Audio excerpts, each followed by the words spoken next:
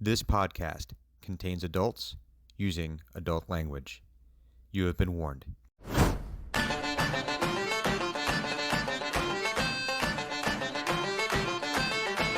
Looking back on the past where we still had a chance, we were pawns in a game that we could not win.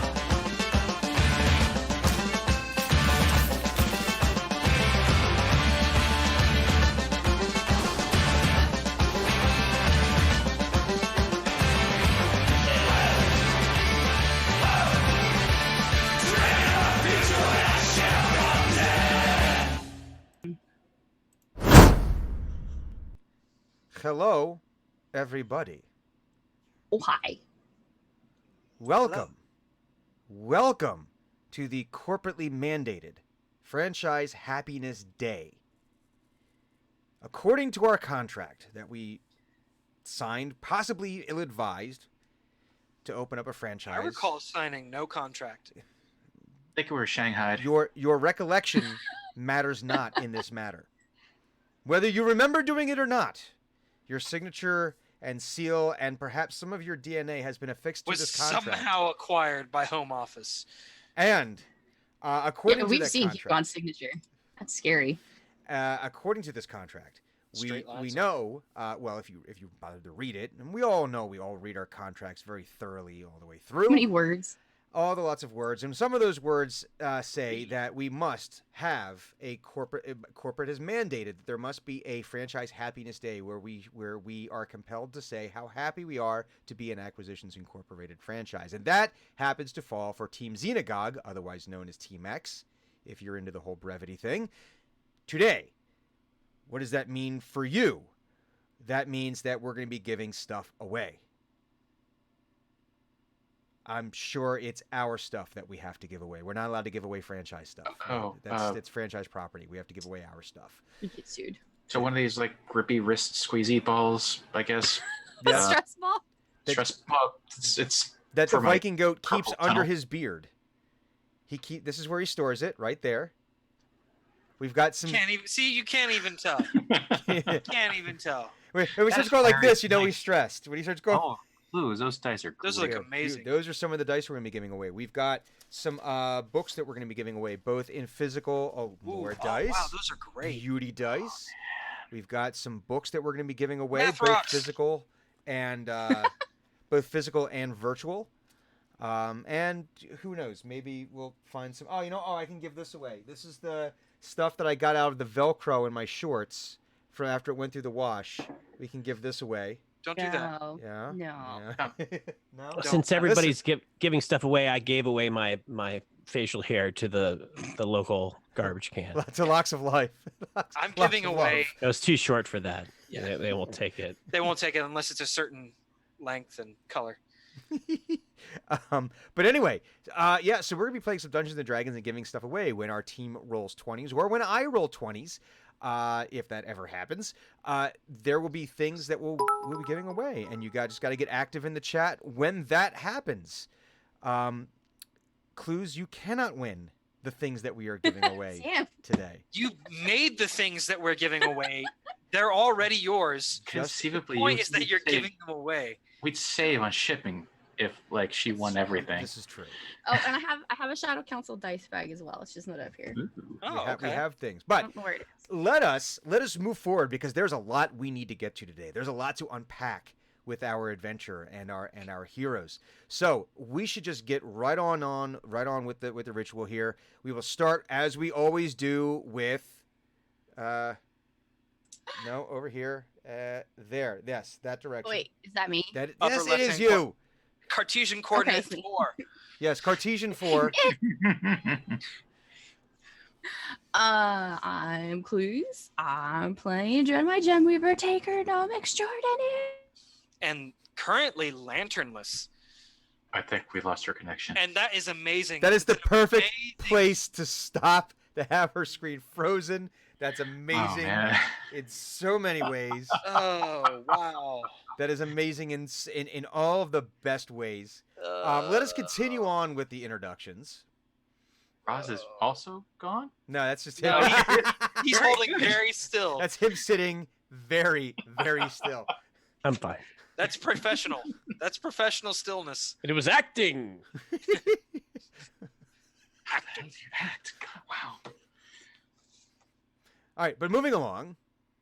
Oh, hi. I'm Viking Goat. I play Sinook Gentle Trunk. Large, Oh, friendly no! shape. I'm so mad when she comes back. Ooh. What happened? It Okay, figures. so yeah. It I'm- figures that this would happen here. Let me capture. Oh no, is she back? Oh. Oh, Yes. great. Hang on. Let me fix you. Now guys. we're all in different places. Fixed. Hmm. Guys, this is a very, very professional Mhm. podcast stream that we do here. So Also, know that if we gave a shit, we would try to prevent these things from happening. But truly, blame we do Zoom. not. Anywho, We really should try Discord. Yeah. So we got the goat introduced. Yes. Kind as of. Sonic General Sort of. Trunk. Enough. Enough. I am playing human fighter Hugon Valander, who has just encountered his hopefully undead grandfather. Hopefully. Why hopefully undead, Because not just I'm very, really very angry old? and I'm going to feel less bad about killing him undead. That's reasonable. I see. And last but by no means least, I am Eno, the Tiefling Bard, and also known as Roz or Purple Monkey Robots or PMR or other names, but I don't really care if you call me Names bad are names. manifold as the stars. Yeah. And I'll be playing the well-rested Bard. yes, Today. the well-rested bard. Checked out in an inn, so he's got that experience boost. So, when we last left our heroes, some things had happened. They had fought off some werewolves, which they first thought was singular and then turned into plural. It turns out that once they had laid waste to one of those werewolves in epic fashion. A true team kill. Well, not completely. Well, Dren was there. She was burrowed down somewhere in Thunuk's backpack. Eating pocket granola. And fighting off Oh, a good. snake. And fighting off a snake. But it was discovered that this one werewolf happened to be none other than one of the missing watch that had sort of set this whole rigmarole into action here. The team discovered they actually now have a major domo, as assigned by corporate headquarters, named Stephen. I thought it was Stephen. Yeah, it's Stephen. Yeah, I think you Stephen. mispronounced his name. Stephen. PH. Stephen. Because I insisted. It's Stephen. Steefeef. P-H- Stephen. Stephen. Stephene. They are still settling into their roles, or they haven't settled into roles for some time. But let's see what else had happened. Hugon made a pitch to the Pinedale Town Council for He did. power in No. exchange for, well, it's That's oversimplifying the pitch. the idea was that maybe taking a more active role in the defense and administration of Pinedale, while giving them plausible deniability and a scapegoat, a fall guy, This is true. someone that we could do with that. Eno, who had played an epic song while they had, before all this had happened. I'm getting a little ahead of myself. Dren touched something shiny. Again. They got drawn into, we're not really sure what. Was it that they were actually witnessing the creation of the Chandlewood? Was it just some kind of historical document that they were acting out? We don't know. But during the course of this, Eno, with the aid of his team, he possibly composed and conducted his magnum opus, and helping bring two entities together. And upon leaving this whitewashed world of creation, he then immediately fell asleep because it was just spent from the creative effort. We got to see a little jump forward from the time of the Chandlewood being created to somewhere about 200 years prior to our current events, where they got to see a battle waged against some gnolls and other sundry creatures, where they saw Marcus Valander, grandfather to Hugon Valander, engaging in battle, ostensibly on the side of good. Apparently, Um, at that time. At that time, Dren caused a whole bunch of trees to fall down. Everyone specialed in some way, shape, or form that day. It was a fun day. As indicated by your 7 dice, which you keep banking and banking and banking, and never spending. Yeah. There was then they got out of this. Eno fell asleep. Thunuk tried to feed a map to the table. Didn't work out quite as well. Tried to fix it. Still having trouble with the interface. It's like, trying to teach someone how to use a mouse for the first time, essentially. It was pretty great. And I just realized we completely missed the opportunity to literally use a mouse to operate. That the would have been a table. animal handling roll. It would have. Sonic is so good at those. Go find a mouse, Thunuk, and He's gonna summon insert it mice. into the table. No, we have a mouse interface. See, it's squeak squeak. Pull that switch, mouse. We have Hugon made his pitch, but also found out there is also an opposing proposal. It makes about as much from sense as Zedram having Kai. it's like having a business arrangement with like somebody whose part of the business dealing is I get to eat one of you. Listen, you have to listen to the end of the PowerPoint. There might be some benefits to this that might work. You do some cost benefit analysis. You got it's all part of The fact that they were listening to him is a point of no end of consternation. Well, listen, you're dealing with town administration. You put the RFP out there. You've got to actually give a precursory look at all of the proposals. Otherwise, Bureaucracy. Part of Zedram Kai's proposal probably has in the fine print hacked apart by gnolls. One can only determine this by actually reading the contract, which we might get to at some point. But possibly one of the more important points that happened in last week's game was that there was an invisible intruder in town that rooted around inside the Acquisitions Incorporated Team Xenagog headquarters, trying to find something. Was interrupted by Dren and Hugon. Dren and Thunuk, excuse me. Hugon had sent Dren on spy duty. And you know what? She did a good. She did a small, she did a sneak, and she did a good, because Hugon actually, in a roundabout way, complimented her. And it wasn't creepy at all. And it wasn't creepy at all. It was actually, hey, my It was spies did Junji good. Ito Drenmai. And they discovered another one of these masked individuals, this one a Dragonborn, and engaged in combat inside Cluz's shop, or excuse me, Dren's shop, which might as well be Cluz's shop, but Dren's shop. One of them. We're talking about the multi-universe thing. It could be one and the same. They're quantumly, and you guys could be quantum entangled, and it's but battle was fought. Buildings exploded. There are no windows in her shop anymore, and he was able to wrest his lantern away from her. She does not have her focus, which now puts her at even greater risk of her wild magic running amok. Amok. And while this battle was happening, Hugon, of course, donned his mask, known as Delotha, and felt himself compelled to the bridge that crosses the river into Pinedale, whereupon a tempest started to form, and he was greeted by another one of these masked figures who they had met before and known to be Marcus Valander, but Marcus removed his own mask and started to engage in conversation with his grandson by telling him, Who he has never met. "You look good, boy. You Yeah, look he like did. you look like your daddy."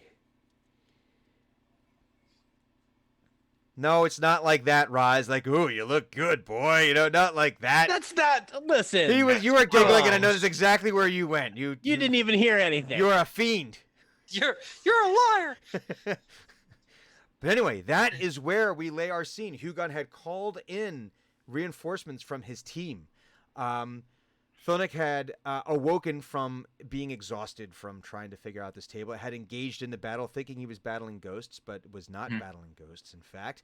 In fact, didn't you say, you're not a ghost? Indeed. Very well might have. Clues is, or I keep on saying clues. Dren. It's just that they're just. It's one and the same. It's Dren. My Gem Weaver had was rooting around the shop trying to make sure nothing else was stolen, trying to suss out what had happened here when the thief had absconded with her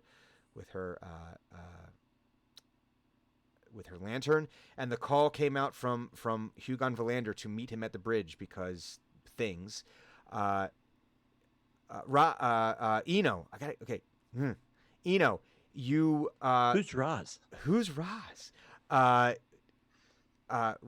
Eno, you do awake. You've been hearing. You've kind of had one of those sleeps that even though you've been in a deep sleep, you kind of always have like that one ear open. It's an Underdark thing, right? Where it's like you never let both hemispheres go to sleep at the same time of your brain. There's one that's always kind of in. It's very Space Marine. It's actually dolphins. Dolphins, they have hemispheric separation where Oh. dolphins can sleep and be awake at the same time. So, but yes, Extremely unusual. how you survive in the ocean when everything's trying to kill you. When you're a tasty snack, sleep isn't always an option. This is true.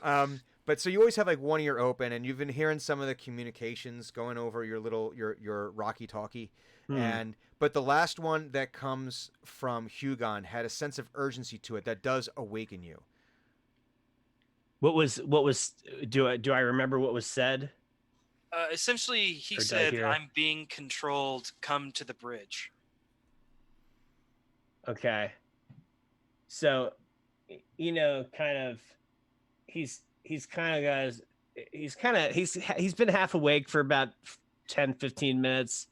It's that period of sleep where you're just about done being asleep, and you could fall back asleep, or you could wake up. It's like that moment, and he hears that, and he's like, "A bridge. There's a bridge. There's a bridge. Like what?" And he reaches for he kind of shakes his sleep away. He reaches for his lute, and he says, and he's like he's humming. He's trying to remember the song that he made. He's like, And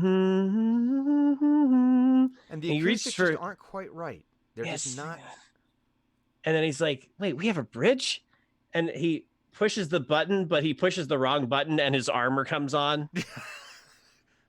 So what does that look like? Because we've described Hugons as almost like when you watch Tony Stark have the nano, his nanites like flow over his body and form the armor. We've kind of said that's similar to the look, and then it's him violently ripping a weapon out of the realm of war, and just ripping out, because it's like basically the subspace pocket dimension where your armor's kept. So in Eno's case, what do you think this might look like? Because I want to get the visual, the anime visual of everything deploying.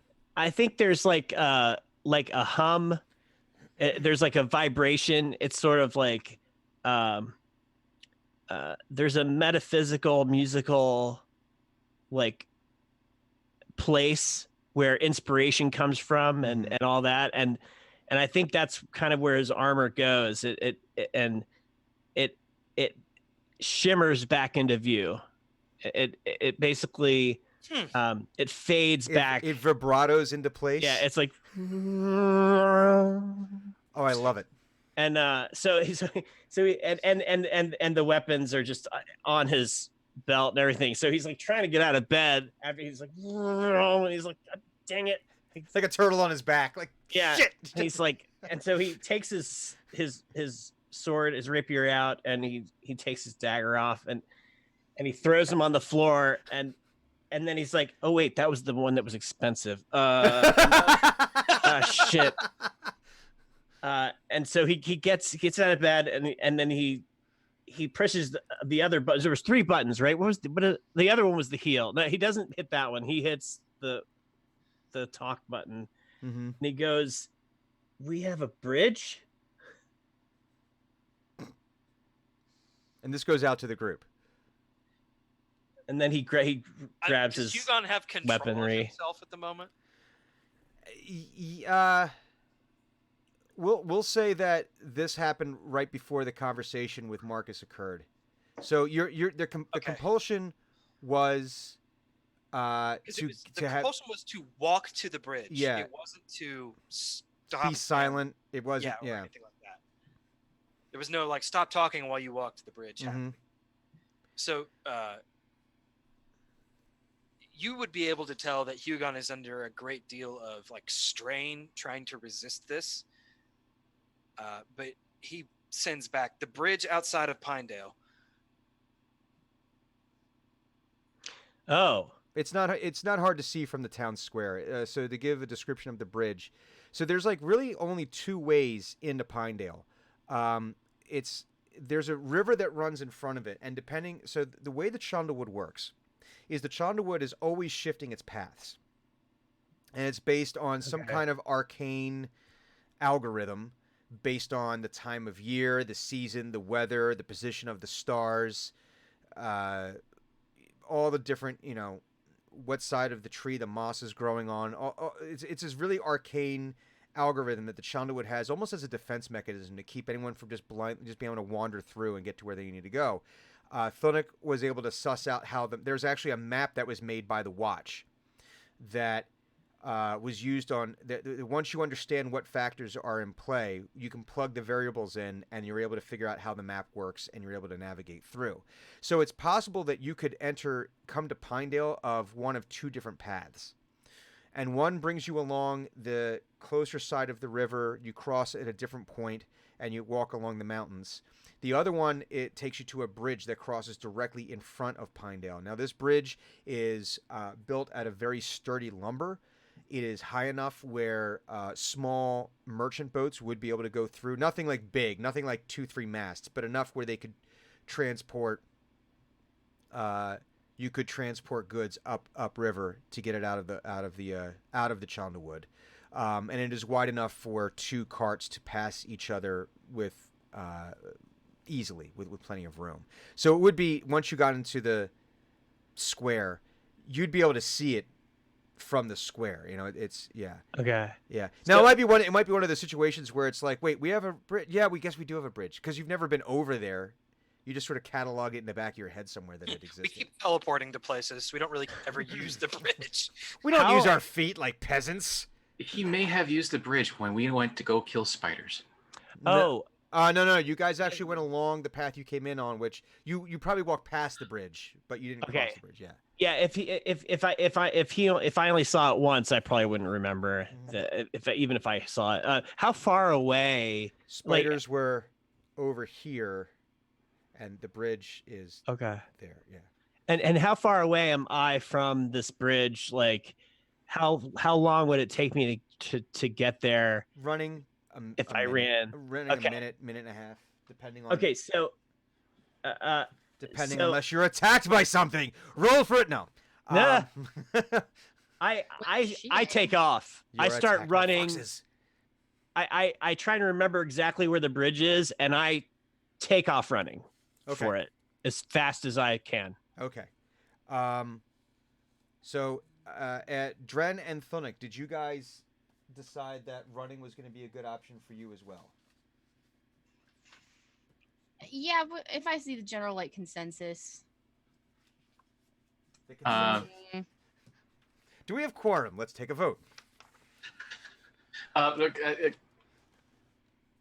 Thunuk is probably going to jog out there, but at the same time, he's going to try to keep up with Drenmai and maybe pick her up if she's having difficulty keeping up with him.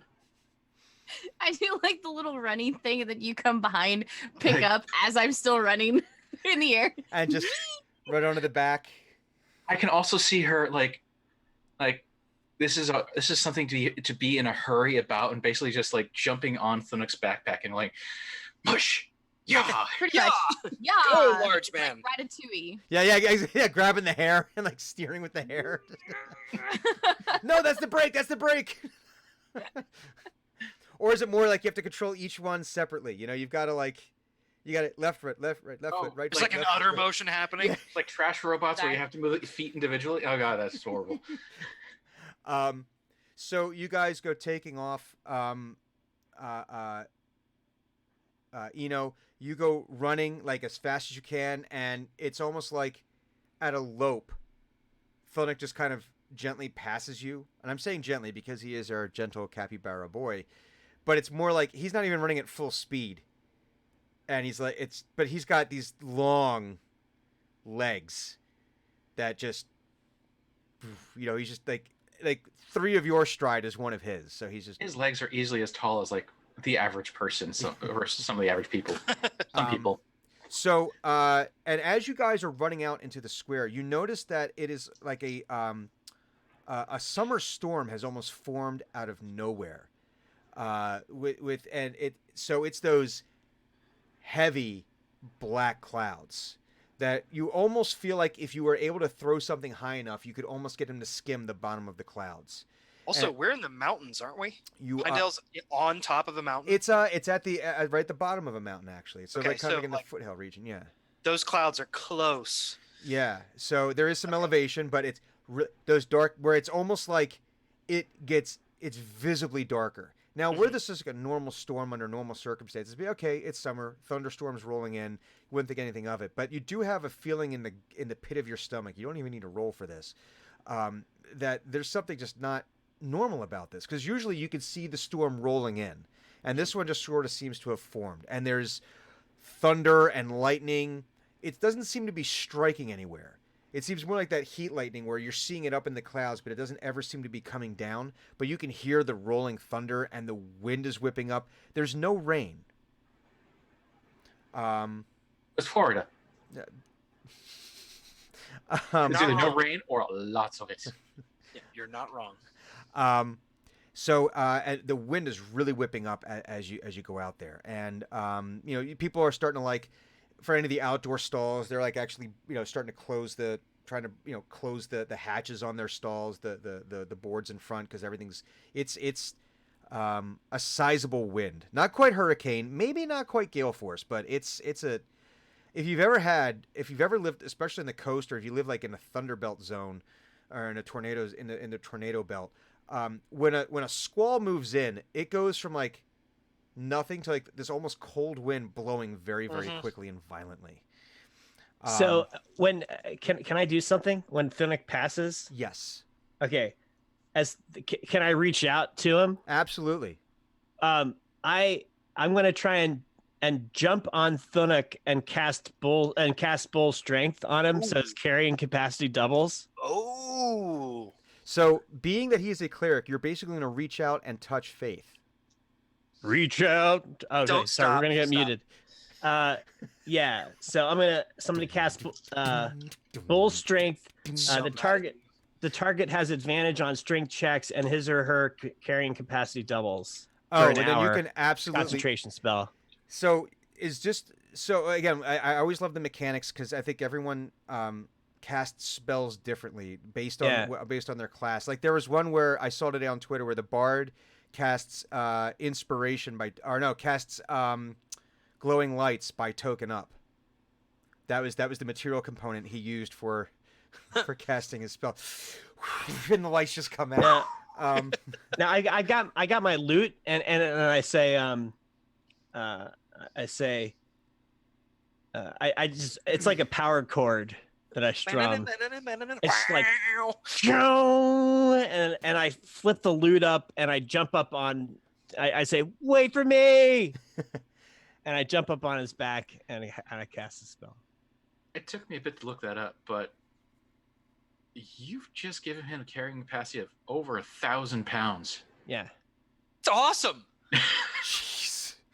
His Wow. carrying capacity is 540 pounds. Wow. Yeah, you can carry a lot now. Well, now it's just Carry- like Carry us all if you want. he's We just, you can know what? use your- I'm not going to DM. We He's can just going use to carry this the game on his fjord shoulders. Rivers now.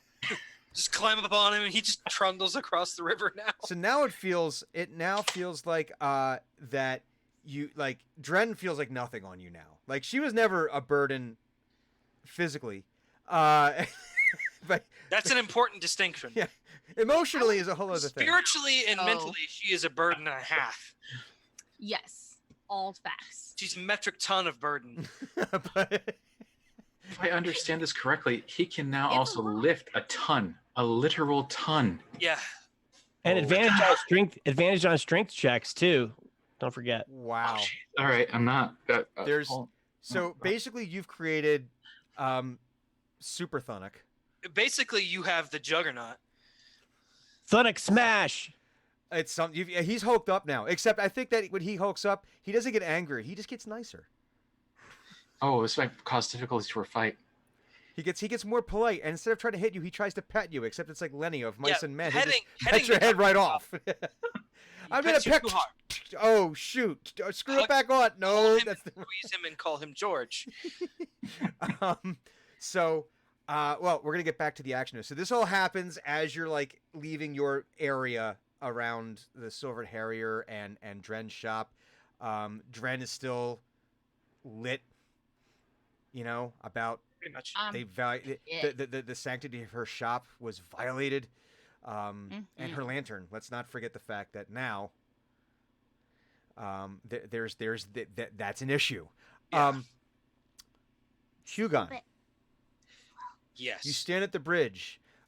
Marcus has removed his mask, and it was in the course of removing this mask is when it seems like the storm started to take its formation, and it almost or give me give me a perception check, and if he rolls a 20, someone wins something. Did you just roll a 20? No. Did you roll a 1? I rolled a 1. That's the exact opposite of what That's we the- want I know. to yeah, get rid of that's- stuff. So now chat has to give us Yeah, shit. so everyone in chat, you guys Oh. have to give us something. we all get Um, a That's how it works. But it's collectively. You don't have to give each of us something. You just give us You know, something as the group. EULA, watching this channel. By watching this channel, you agree. Here's what we do. Every time someone rolls a 1, you got to pull someone else into chat, and they have to follow us. I think that's only fair. Ooh. So that way they can see. There we go. Anyway, so you do notice as he's pulling off it, you notice that when he had it on, there is the pinpricks of light in the mask, very similar to yours. Mhm. You see him pull it off, and he like holsters it on his belt, Okay. and you see the gray hair, thick gray beard. He's balding, but he's got like it looks like the hair now is like he pulls the hood down, and his hair's blowing in the wind. So, Hugon is almost in his 40s, Mm-hmm. right? And let's see. Marcus would be about like 130 years old at this point. Something along those lines. Possibly. About that, yeah. Yeah. But He doesn't you're- look undead though. He does doesn't, not. like- Yeah. Well, he does. Okay, so he does not look undead. Okay. So you're not seeing like any of like rotting flesh falling off. You're not picking up on a smell of rotting corpses because Hugon knows what that smells like. He's created enough of them.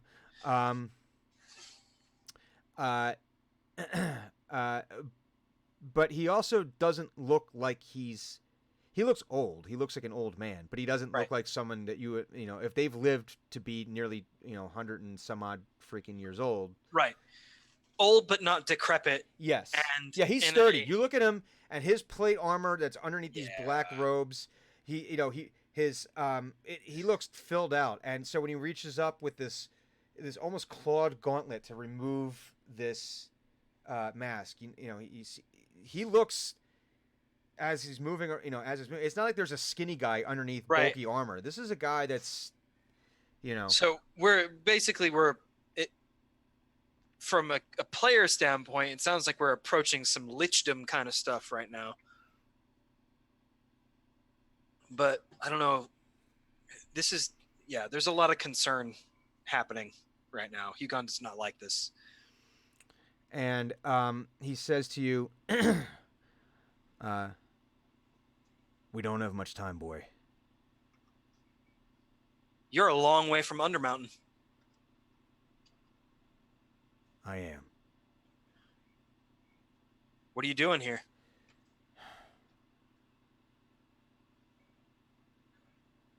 He says, it's too long of a story. The mask will only let me talk for so long. But the end's coming. And Pinedale's the start. You know, That's happening. I feel like I knew that. And I'm just telling you, leave while you can. Oh well. You got it. You can't stay. I'm don't telling know. you because you're my kin, and I gotta let you know that. But you best leave. You've got until at best sundown tomorrow. Until what? What, the gnolls and the werewolves come pouring out of the forest and try to burn the city to the ground? All of it Or worse? scoured. Okay. Well.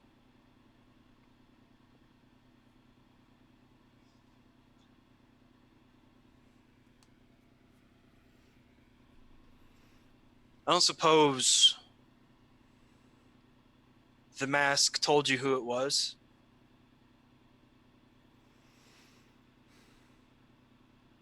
They can be a cagey bunch.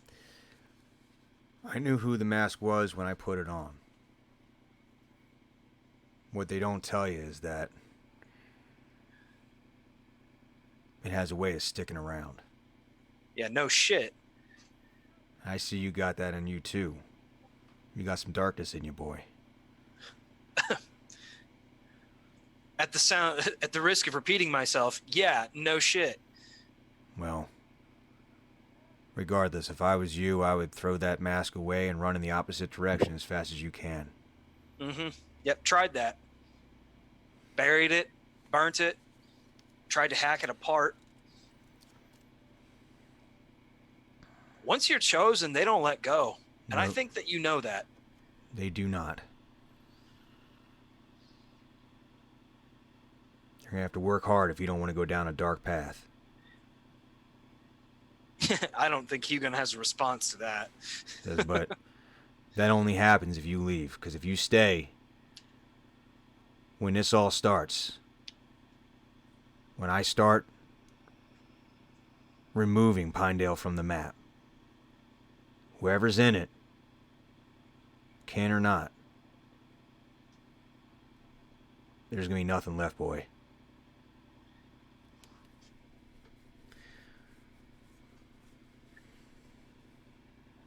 This isn't the first time we've met. I remember seeing you in a clearing once.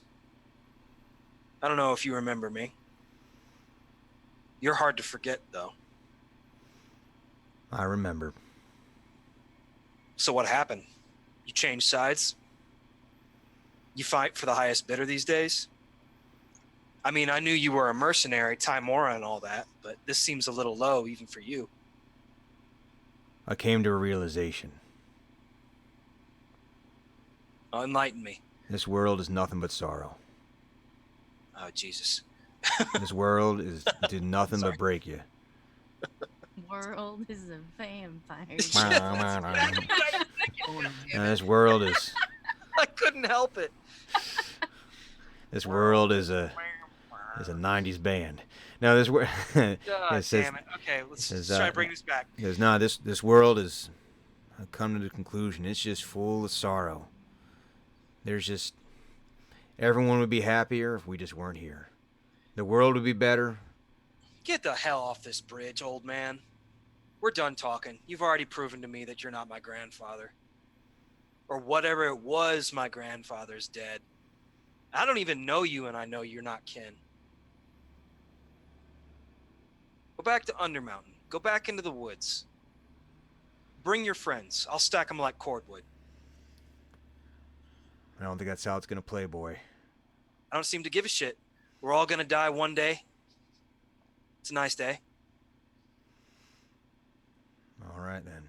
And as you guys are having this conversation, the three of you all riding on Thunnock, which I don't know if it's like a new configuration now. Is it just that like now it's Mechathunuk. It's- Thunuk Gamma. I imagine he is holding Roz on his shoulder. Not Roz. I'm sorry, Eno. Who's Roz? Who's Roz? Who is this Roz? He's holding Eno like so. Got him here, right? Got him here, and Drenmai can do pretty much whatever she wants because no, this is not happening. I'm not. Okay, too late. It happened. Drenmai is pretty much just doing the squirrel thing that she normally does, sitting wherever she wants, probably on the backpack. Probably. Looking over the top of the head. Yeah. Like draped over the top of the head, like a helmet. Yeah. When you're wearing Dren as a helmet, you get +1 to your AC. Ooh, But -5 to your wisdom. crap. Yeah, that'd be on brand. And you're easily distracted by shiny objects. Uh-oh. Very. So as you guys are approaching, the wind seems to like almost solidify in front of you. You see Hugon standing on this bridge, having a conversation with it looks like an old warrior of some kind. If you all can give me a perception check.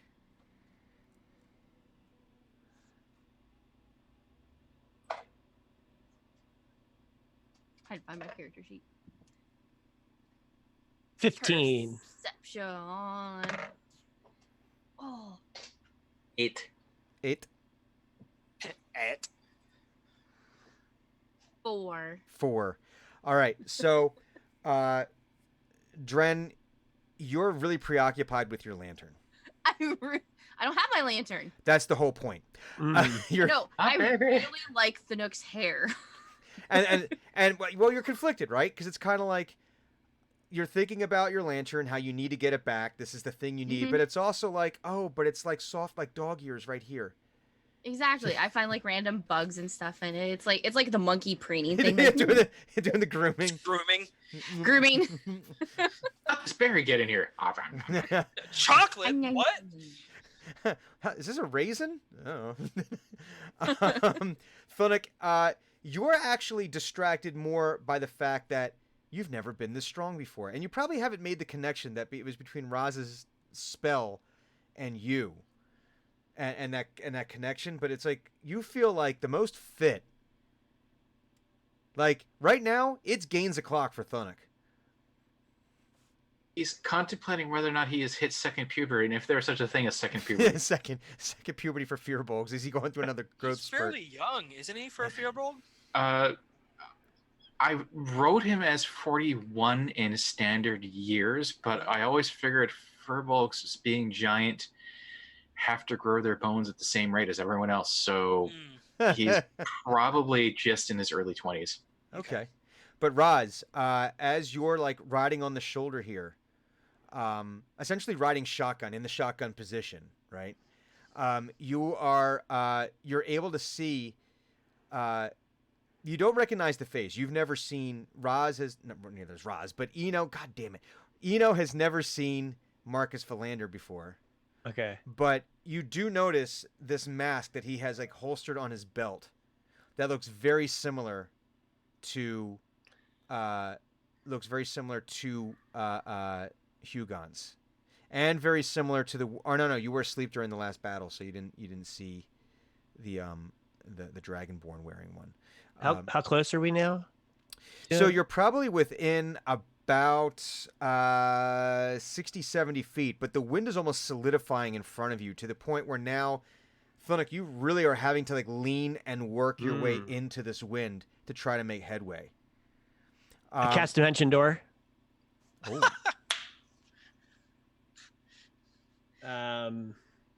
That's one way to do it.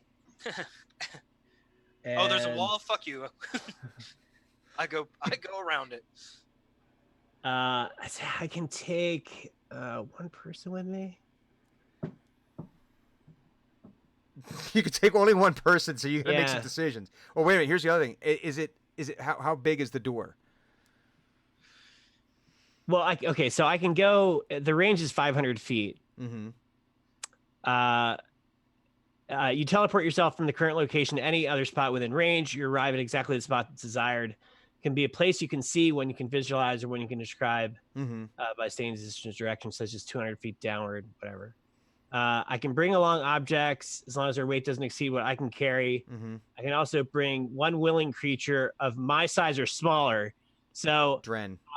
so I say, let's go, Dren. And I reach around Thunix's neck, Mm-hmm. and I tap her on the shoulder, and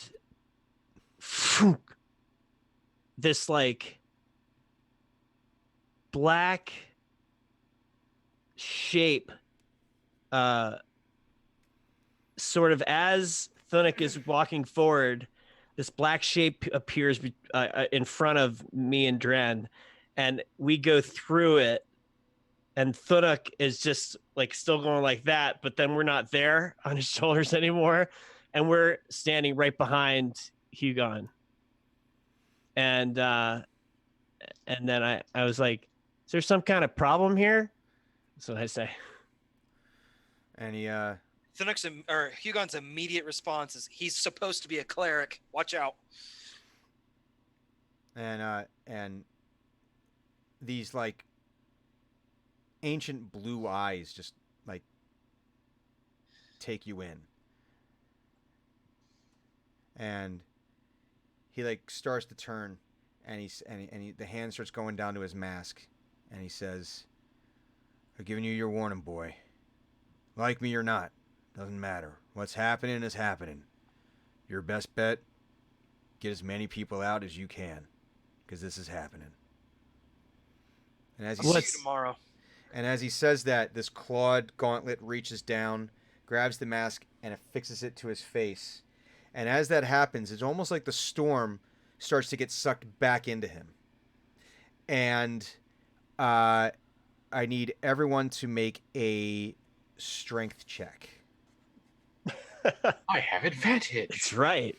Do. I should have cast it on myself too. It's actually good that I had advantage. I just rolled a 3. Oh man. Strength. 9. Strength. A strength. 9. I do a strength. You do a strength? You do a strong? I do not do a strong. If we're proficient in strength, You add your proficiency bonus. okay, so this I is a do dirty 20. 6. Dirty 20, a 6, 11. 11. You roll with advantage? Yeah. Yes. Oh my god. First And- roll was a 3. The second one was a. And Eno, 9. 9. Okay. So, as he puts this on, it's like this Dragon Ball power. You know, whenever they power Yep. up, it's like you just. Or That aura of fire kind of thing. any anime where they power up, there's like, Yeah. you know, there's almost like this force that is launched out as he starts moving away. And all right, so in order here, or in some kind of order that makes sense in my head, Hugon, you are able to withstand, but you feel like this mighty, like, invisible force, not wind. It feels like almost like a concussive force, and you almost have to like lean into it a little bit, and you feel yourself kind of like you feel yourself go back about 6 inches, but you're able to maintain your stance. Eno, you're actually knocked prone by this, and you slide back about 4 or 5 feet by this concussive blast that hits you. You know, shit, I should have added 1. I have Jack of all trades, so it's 10, but I'm assuming that's still bad. So it would have been a 19? Oh, No, no, it would- 10. it would No, be a okay, a 10, yeah. You'd still be knocked prone. Yeah. You know, Drenmai, you're a little airborne. Figured as much. I'm lightweight. You're a lightweight. Peter panning through the sky. Like, blown. Well, it catches, it actually, this concussive force actually catches your shield on your back like a sail and launches you. That's kind of cool. F, F. So Thunuk, you find yourself like almost like you find yourself sliding back. Because I have to take in the fact that you have a lifting capacity of 1 ton right now into consideration. So I think at 11 or 12 or whatever you rolled, I think unless you rolled a 1, you're going to withstand this because, you know, it's Gaines o'clock. Yeah. But Now you need to make a dexterity roll, and then you can tell me what you want to do with that dexterity roll, because you have Drenmai hurtling at you at a non-inconsequential speed. Give me one moment.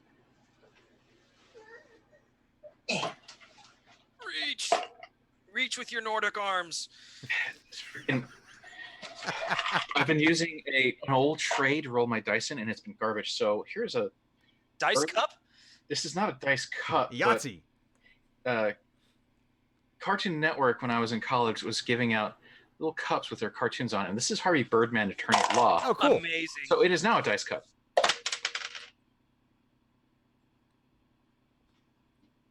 You say this is at advantage, disadvantage? It's just a regular dexterity roll. Which you are not good at, if I recall correctly. It's a 5. I will give you the choice Mm. as to whether Thunuk's reaction is to either duck quickly out of the way because you see something hurtling at your head, or realize that Drenmai, hurtling through space with a little shield that she has constructed out of the carcass of a Minlock, is hurtling at your face, much like Mario has thrown a Koopa Troopa. And you're gonna take one right in the maw. So it's your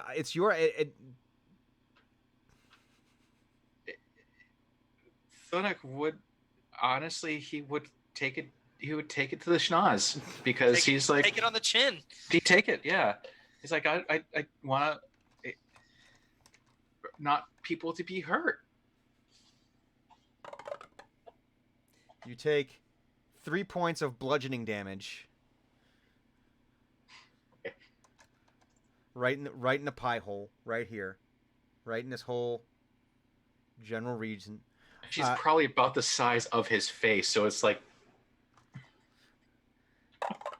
Drenmai, Kind of like that cartoon splat. Drenmai, you're able to kind of get him shell first. Not that you were trying; it just happened to be that's how it went. You take 1 point of bludgeoning damage Okay. from reaching a sudden stop. 1. Okay. Done. And as I said, as Marcus Valander put the mask on, it seemed like the storm almost came back within himself, and it's just the storm is over, and he is walking out into the woods again. Hood's back up. As the mask went on, you saw these little pinpricks of blue light deep within the mask, and he walks and disappears into the Chandlewood.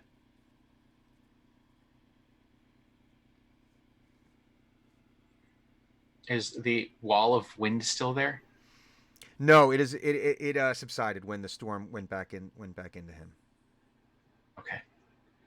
Thunuk will grab Drenmai and run up to Hugon and Eno. And he's going to be really frantic. He's like, are you guys okay? What happened? And is Hugon still under some sort of compulsion? No, the compulsion is lifted. You don't feel any compulsion to stay where you are or anything. Oh man. What would Hugon do here? Oh, I have that bracelet. WWHDH. Who are you talking to? Me? Oh. Okay. I thought you were talking about like a legitimate bracelet that somebody was wearing, and I No. was like, what the fuck, Brian? But it will eventually be available in the Team X shop. What would Hugon do? And if What the would answer Hugon- isn't kill it, it's not the right answer. I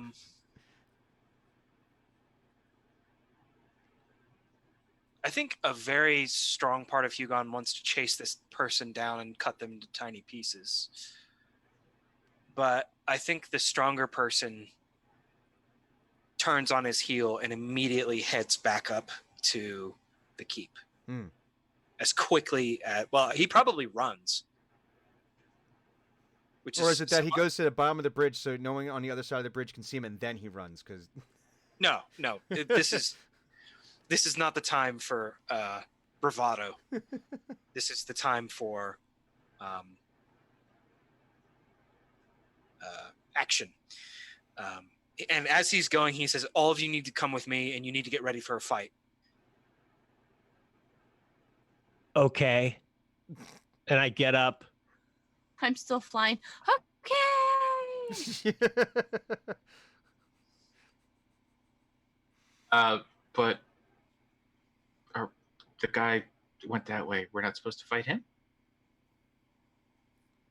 Or is No. Fight? Oh, okay. We're supposed to defend the city. We have a contract. Okay. So he doesn't stop. He doesn't talk to anyone. He does not acknowledge the guards. He proceeds from point A directly to point B. He passes go. He collects 200 gold. He lands on free parking and collects that money as well. Is that split 4 ways? No, or- it is Well, not. no. First, Oh. you got to take out the franchise fee that goes directly to headquarters, which is going to be in the round of the 20-30% range. Then there's the taxes, administrative fees. In the end, you've got about 3 gold. Wow. It's not a lot. It's not a lot. I don't. That's not an Well, not equitable. Listen, this wasn't like a contract that you went out and got. This was, hey, I stepped on the right stone and I found this money. Mm. That's Talk about capital gains. Right? Man. Some horse shit. I wouldn't be at the top of this franchise business. Well, it is a ladder. Yeah, it is a ladder. So, on the way, Hugon will. I don't know. Did Dren catch up to us, or is she? Well, Dren was caught by Thunuk. Yeah. Her trajectory was arrested by Thunuk's Oh, face. she's Football. conscious and with us. Yeah. Is essentially okay. But I imagine it was like scuttle right around to the back again. Because Have any of you ever killed a noble before? Meh. Define noble. Yeah, that's what I thought. I tried to date a noble once, but it didn't out. work out. No. Okay. killed her reputation, but I am concerned that we are going to need to do something extremely illegal. And I want it to be out in the open that that illegal thing might be killing Lord Zedram Kai, like today. Kind Well, of I mean- whisper like to in Thanuk's ear, like, is that a bad thing? Well, I mean, he is a big jerk face, but I don't think we should kill him for that. He's working with the Marcus or whatever is wearing Marcus like a suit. You meat suit. And he's working with the Knolls and the werewolves? Yeah. And he intends to burn Pinedale to the ground, to annihilate it and everyone in it. He's more than a jerk face. Yeah. That's true.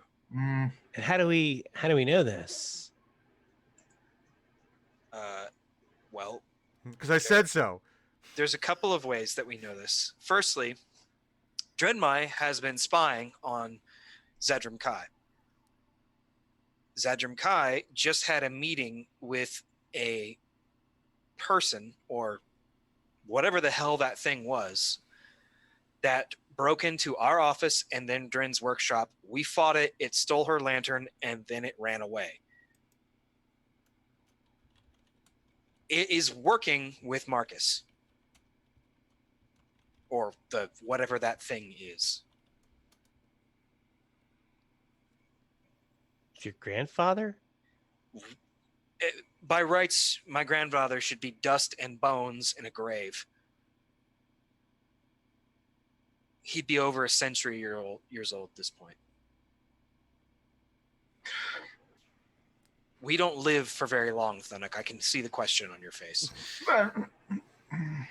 no, we covered that. It's just the fort don't like the undead, so they let me make them dead. Yeah, well, join the club. I don't like the undead either. No, I mean like I can like make them dead. I don't really have to do a lot. Okay, well, that's good. Um, I don't think he's a vampire or. I don't know something what he is. I know he's wearing one of these, and he taps his own mask.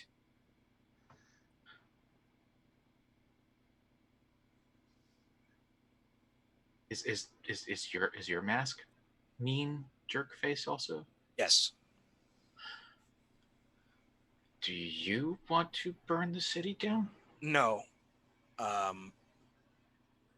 Let's just say Delotha doesn't care who does the dying. One is as good as another. Who's that? And he points at the mask again. They're Hugon. I don't have the patience for this right now, Thunuk. Can you just accept that the mask is alive? The mask. Oh, okay, I understand. Yeah. Do a history check to see if I know what Delotha Ooh, is. Okay, yes, you may. Oh shit. That's an 8. It's a 4 plus 4. Well, fortunately, 8 was the magic number, so we can give something away right now. What, really? Oh, Why not? For now, I have declared it, damn I you. have declared 8. 8 a magic number. everybody wins. Magic number. We have been rolling like piss today, so Yeah. So, Yeah, I'm waiting for the good rolls to start. what should we give away first? You know what? I don't know. I rolled a Besides, 20. besides clearly your dice. Lucky 7. That was Lucky a 7. See, sevens. Why don't we do one of the books? All right, we are going to give away. Well, since he's actually active in chat right now, we've got one of my authors here, James Duval. We are going to give away. He's Frostrune's dragon, otherwise known as Jaren Frostwind over there. We are get active in chat now. Obviously,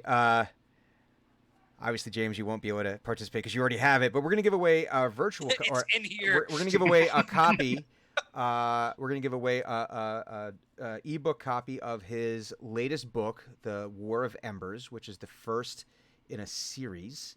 And we're going to give that away. We shall give away his book, which you should absolutely read. It's a fantastic book. Nothing to do at all with the fact that I did the audio narration for it. It actually is a fantastic book. It is. Yes. If you like furry dragons, if you like magic, you like swords and Oh, sorcery, fuzzy dragons! What? and you like Colorado, you should like this book. What a fuzzy dragon. I like Colorado. I live in Colorado. Dragons and Colorado and magic together? Yes, all of these things. That sounds cool. Yes, a book. So we shall give away one of these things. Okay. Give me the timer. 3, 2, 1. Also, don't let us win. I think I removed it. Okay, good. We'll find out. Hey, JD Lady has Hey. won the Hey, giveaway. anyone? Congrats. You get a thing. So, JD Lady, message us so we can get your particulars and your information, and we will figure out how to get you the appropriate things so that way you can get the book. The War of Embers, available now through Amazon, and I believe that the audiobook might be available. If not right now, it's going to be available in the next week or so. So you should have The War of Embers by James Duval. You should also check out his other books. I can highly recommend The Brightest Tree, a short story that he has written that I also did the narration for. And again, this time it's furry dragons and centaurs and crystals.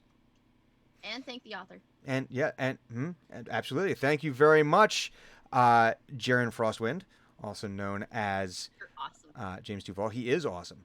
And thank you very much for allowing us to give your book away. Okay, on with the adventure. Do I win any information with my 8? You're no. Oh man. This is something you've not I'm sure that there's been some studies you've done and some stories that you've heard of enchanted masks, but the name itself is not getting any not ringing any bells with you. Okay. Yes. So Hugon has pointed his mask, said you need to accept that the mask is alive. Thunuk is like, oh, I get it, I think. I think there was a look of realization on his face.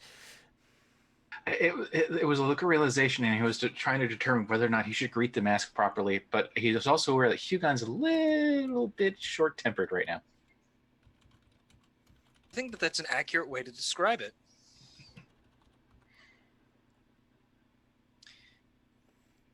In any case, if Zedram Kai is working with whatever Marcus used to be or is, or I don't know, I'm getting more angry the more I think about it. We have a significant problem, and we cannot allow him to endanger the city anymore. So we might have to kill him and his friends. Mm. I So don't just think Dren would be opposed to it, so you know. Just saying. Dren is not opposed to wholesale murder. well, I mean, like if this was, I mean, if we weren't like a franchise, like a democratically arranged franchise, I mean, this would not be a discussion. This would be this is what we're gonna do. But since, you know, the fact of the matter is that we're equal partners, we have to have this discussion. Unfortunately, we don't have a lot of time to think about it. Fortunately, you fortunately, there actually is a shady activity subclause within the franchise agreement This is true. that it's okay, just don't get caught. We have to protect the franchise, and this follows under that rule. Mm-hmm. So where is this person?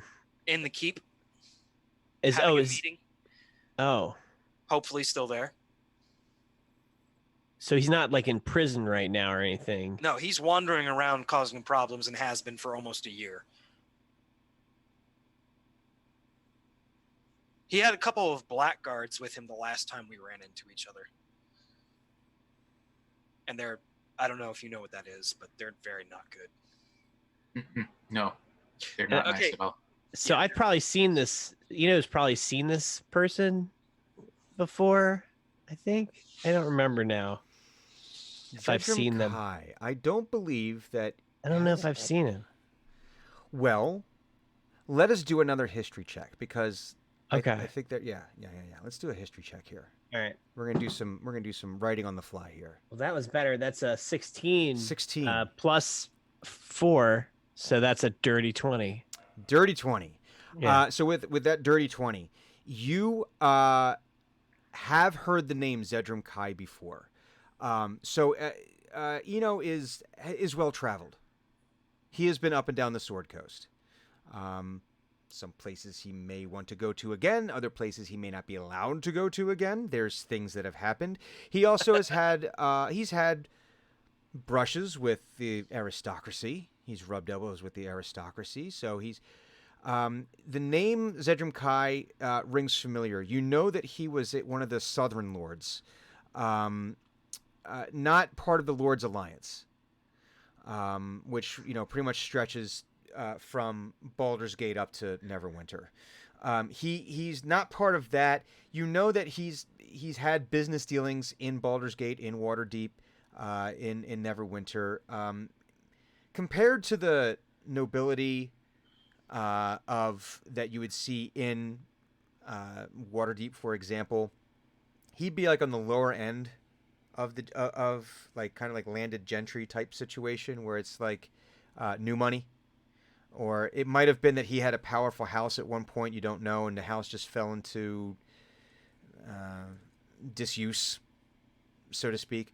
So you might have even met him at a party before. It's possible that during one of your dalliances that you might have seen him at a party in passing. You know that he wasn't always very well regarded. He seemed to always be very up on himself, and it was especially comedic when he was like in the courts of like actual Legitimate lords. like legitimate lords who have vast holdings, who can actually have a say in what's going on, who have a seat at the table, who when bandits attack, they can raise an army and when orcs start pouring out of the mountains or goblins start pouring out of the caves en masse, that these are, you've dealt with lords that actually can raise an army and meet them in the field of battle. Kai was Quote, sort of unquote, like, handle their business. yeah, Zedram Kai is like kind of like, oh, you have some land. Oh, that's nice. That's adorable. That's adorable that you. Aren't that, you just the most precious oh, little? oh, you're a lord over there. Oh, that's nice for you. Was a typical reaction. But you haven't had any personal I get dealings. pat with on him. the head at any point, somebody's losing a finger. If Hmm? what? What?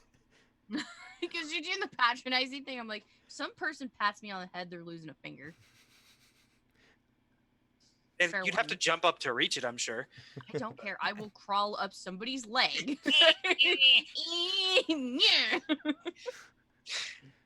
It's gonna mini me that finger right off. She's a biter. Oh, yeah, I'd totally do a bite. So, okay, but that is what your history check on Zedram Kai gets you. Okay.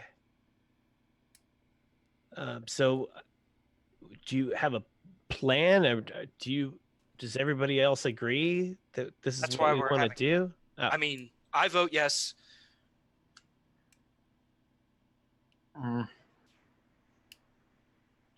I don't like to murder, but if he's trying to hurt everyone, and it's the only way,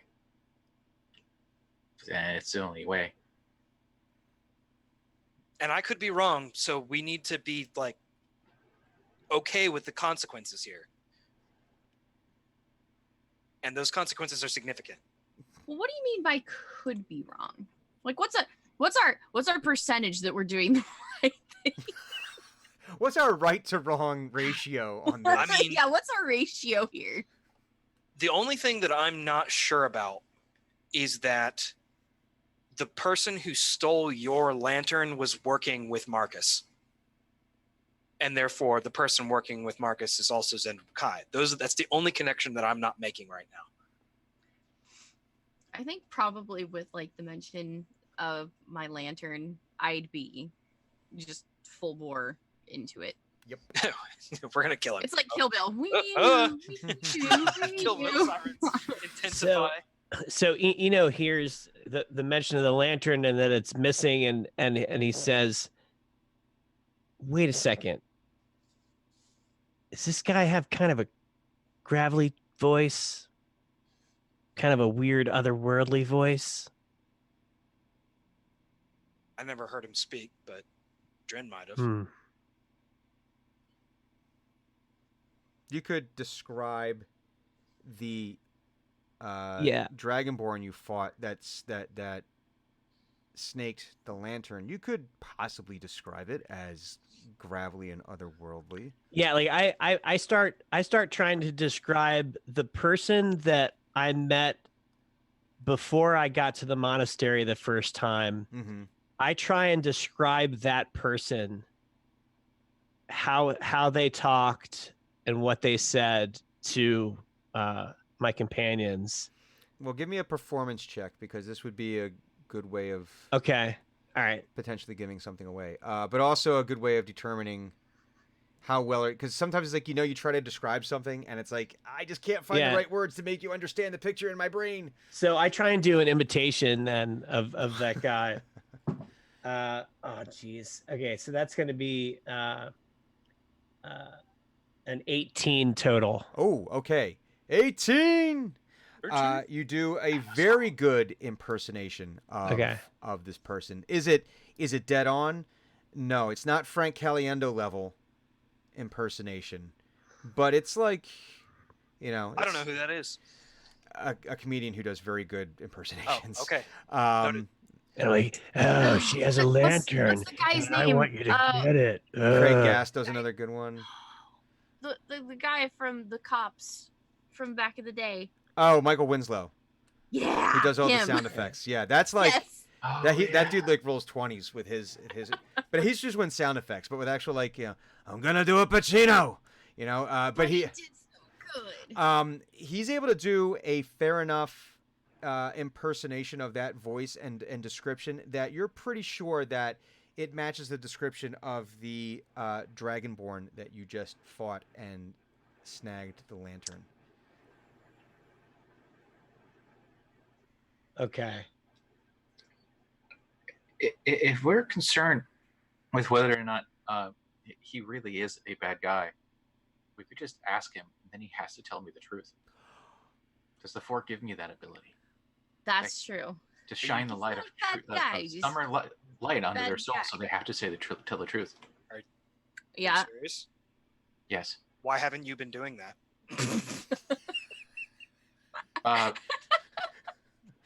The occasion has not come up where I would have to. I think that it has on several occasions.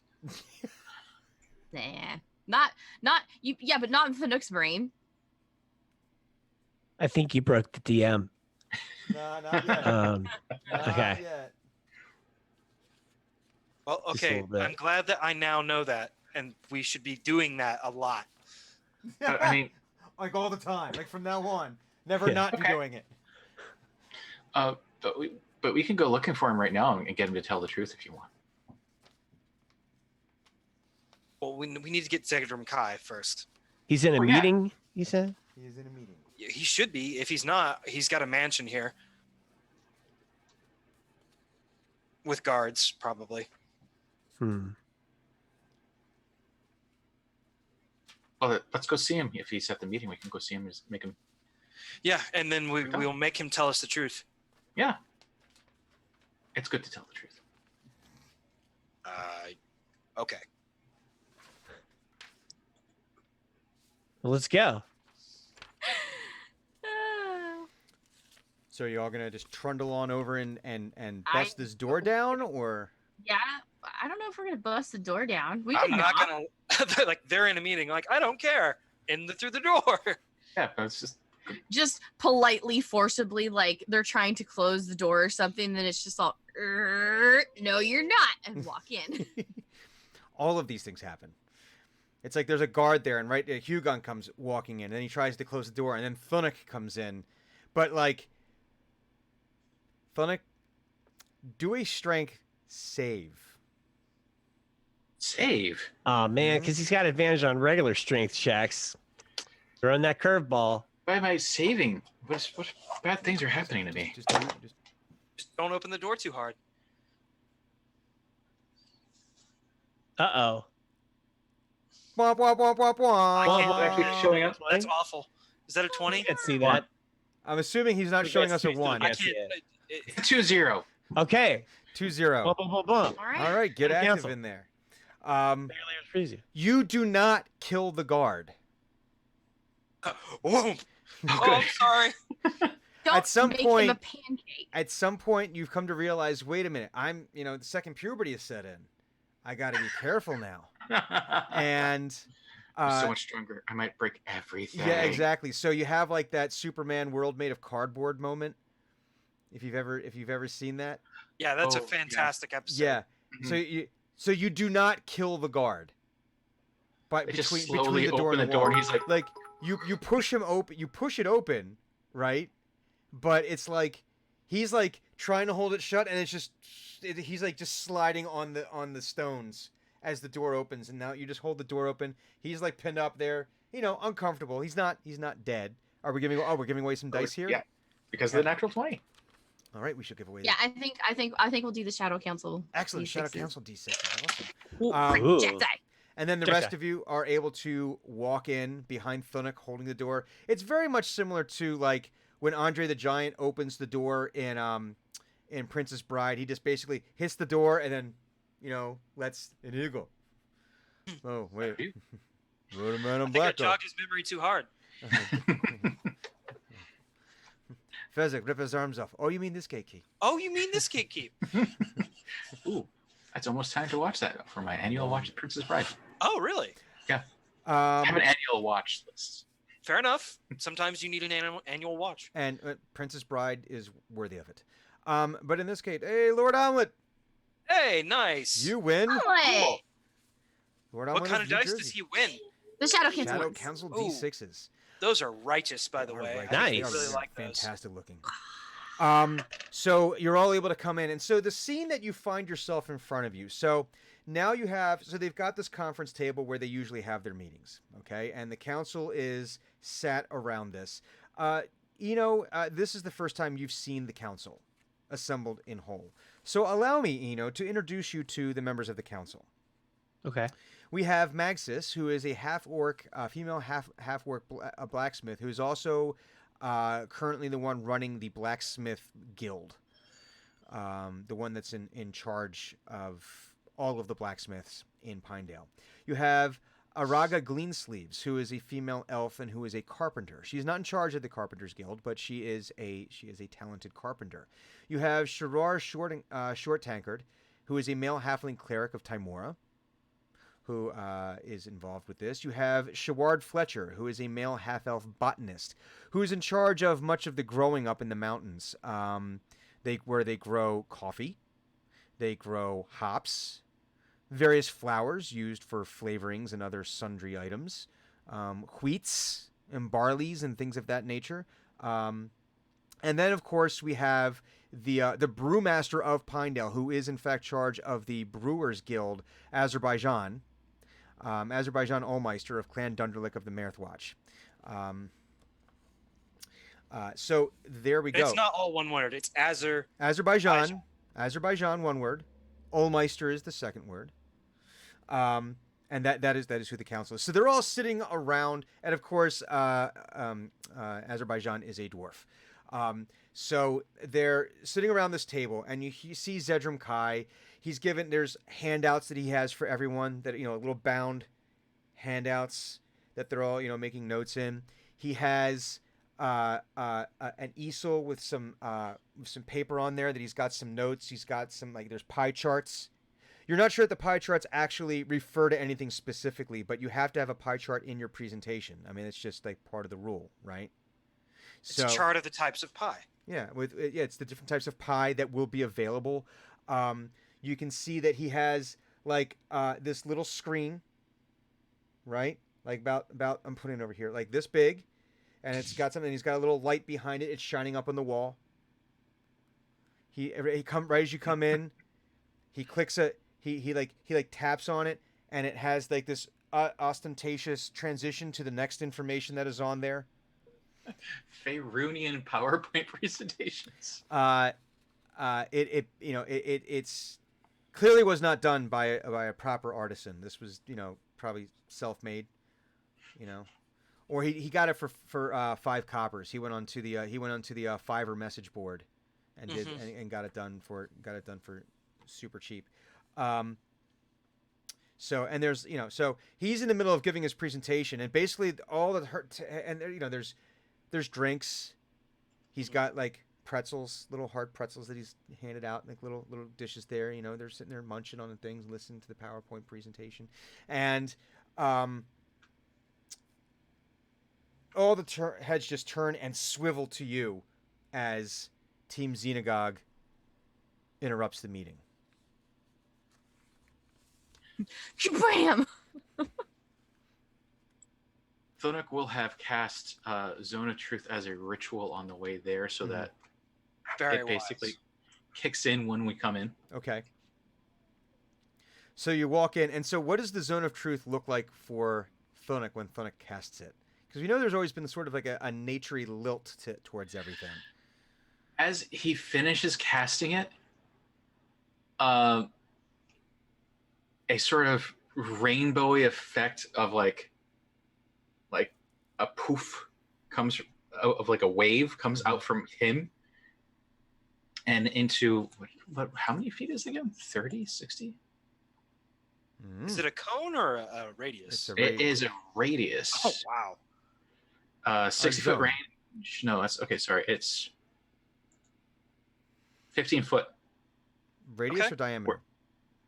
Radius. So 30-foot diameter. So 30 foot across. 30-foot circle. So you're able. This is obviously able to lay over top of the entirety of the room. Hmm. And he casts it at the center of the room so everyone gets caught in it. Mm-hmm. And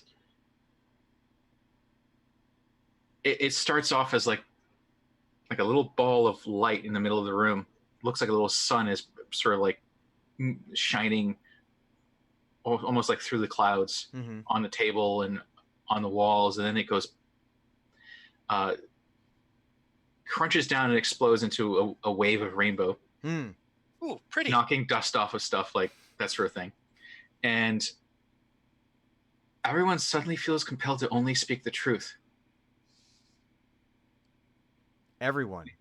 Everyone Is there in any the room. save? Is there any save for this? This is a good question. Is there That is it. Yes, there is. There is a save of a charisma 15. charisma Ooh, 15? shit. Okay. Yeah. So Can let's see. can I roll to see if I recognize this spell You- and I know if it's affecting everyone? Absolutely. Uh, You can no, do an Arcana check. You're, Yeah, you're I'm not forced to speak a truth at any point that you don't want to speak. It just, when you speak, it's true. I got a Can't you- 12 for Arcana. 12 for Arcana. Yeah. You're probably you kind of have an idea of what just I got a happened there. 25. You absolutely It's a know what lot. happened. Yeah. All right. So now everyone. I did not save. Oh, Hugo. I'm So, gonna okay. choose to fail it. Okay. So you choose to fail. Yeah. Drenmai. I blew. I just want to start like asking. No. Hugo You got to most make your save first. question. Oh, You- okay. you Okay. gotta Also, make your I don't have to answer you. Oh, I thought she got a 25. No, that was her Arcana check. No, I got a 25 to see if I Oh. knew it. What? Let's see. What can I add to this? It's charisma. Charisma. I have none of that, so that's an 11. You fail. Thunuk, do you have to make one yourself, or are you immune to the effects? Um, And while you're looking Well, that not up, much of a liar to begin Let's with. see, So I don't know if Maxis. it really matters. Magsis does not pass her check. Araga does pass her check, so she's not affected. But you wouldn't know this. Actually, I'm gonna stop telling you these things because you guys wouldn't know. Thank you for this information, DM. Yeah. Okay. it affects everyone inside the sphere, including myself.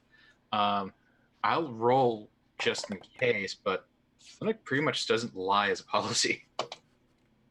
Oh wow. That's His a big- standard operating procedures Yeah. do not be that way. Yeah. So it's a him being affected and not affected is the same thing. Yeah, pretty much. It's just he's a bit more gleeful about it. He also really made that save. It was 22.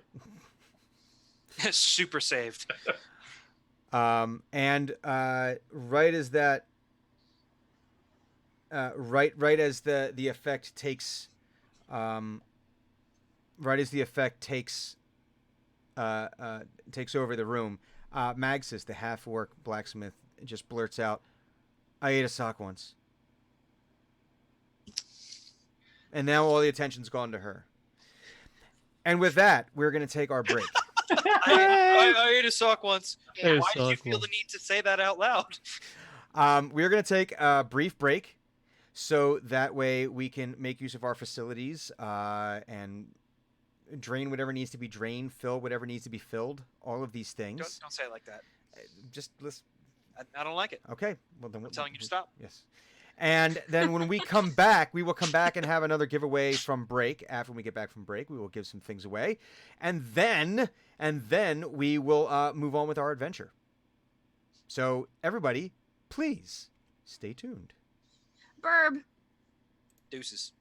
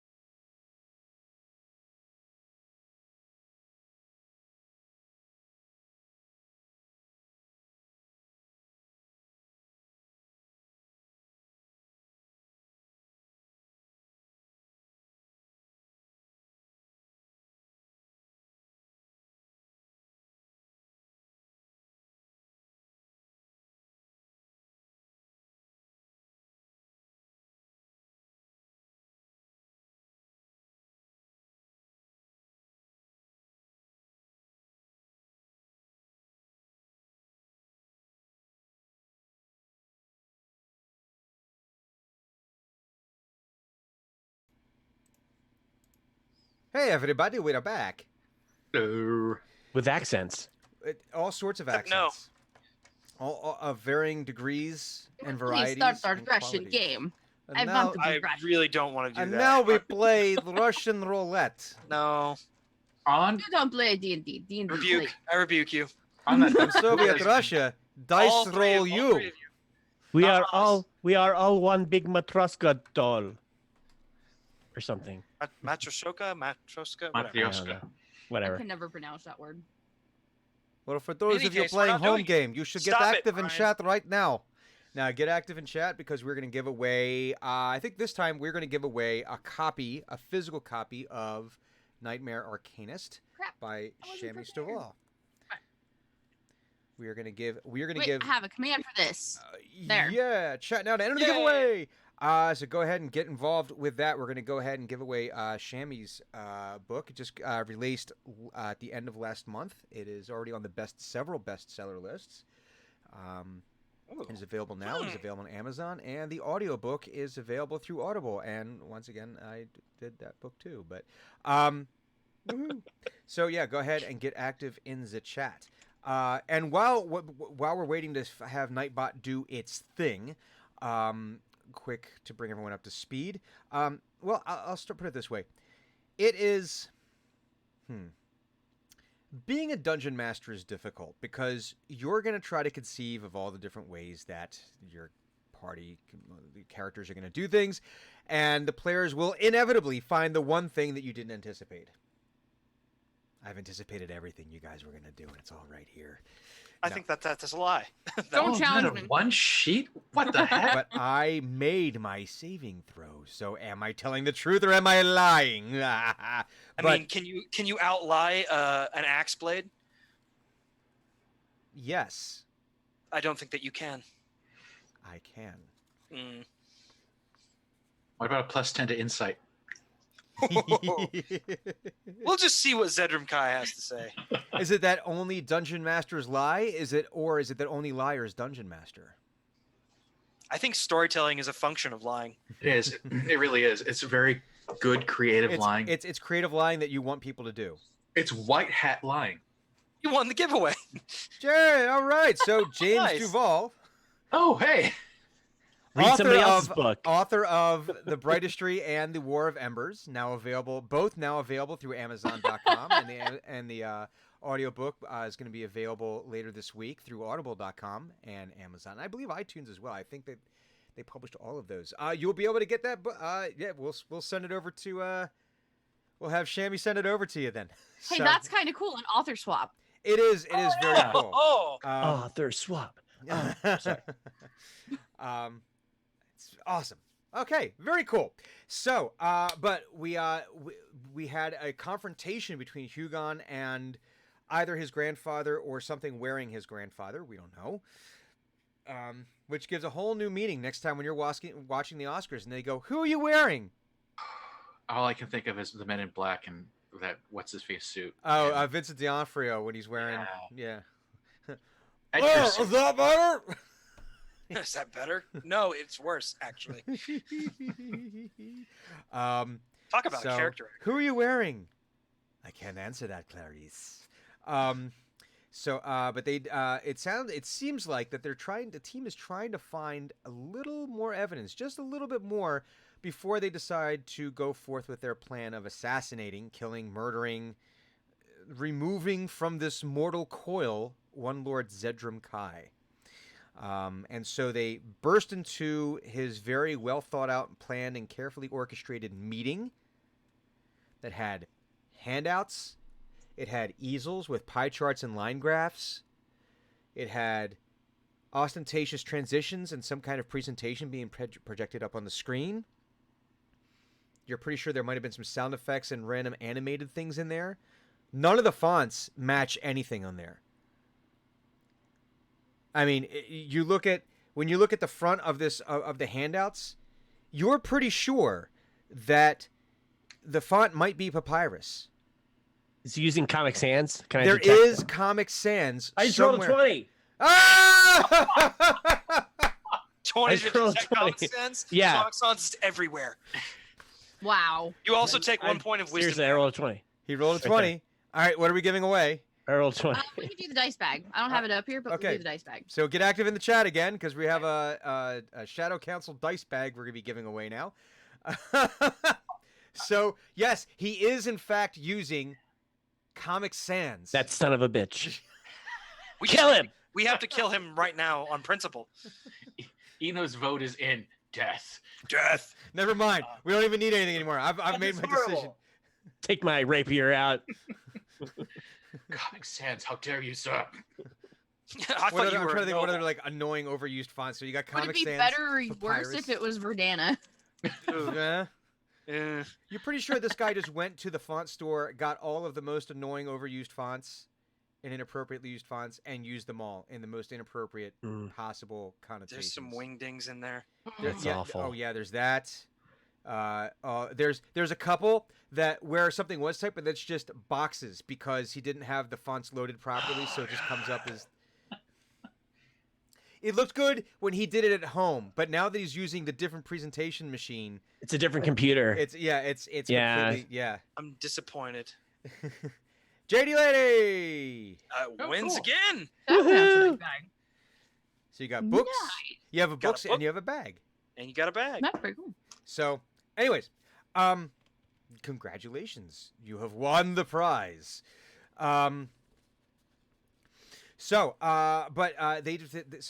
They burst into the meeting. Thunuk did not kill the guard trying to hold the door shut because his strength has been increased for. Is it up to 1 hour? You said. You know. Oh yeah, it's a 1 hour. So yeah, 1 I'm hour still concentrating on it. Where Yes. apparently, Thunuk has the strength of quite literally 10 men, maybe even a few more. He's as strong as he's as strong as a small horse, as a small pony. I think he's quite a bit strong. I think he could bench press. Yeah, a small I think pony. he could bench press a Or pony. like curl a small pony. So we've determined one that in his each right arm. now his lifting strength is, we said 2,000 pounds. Yes, Something along those lines. 2,080 pounds.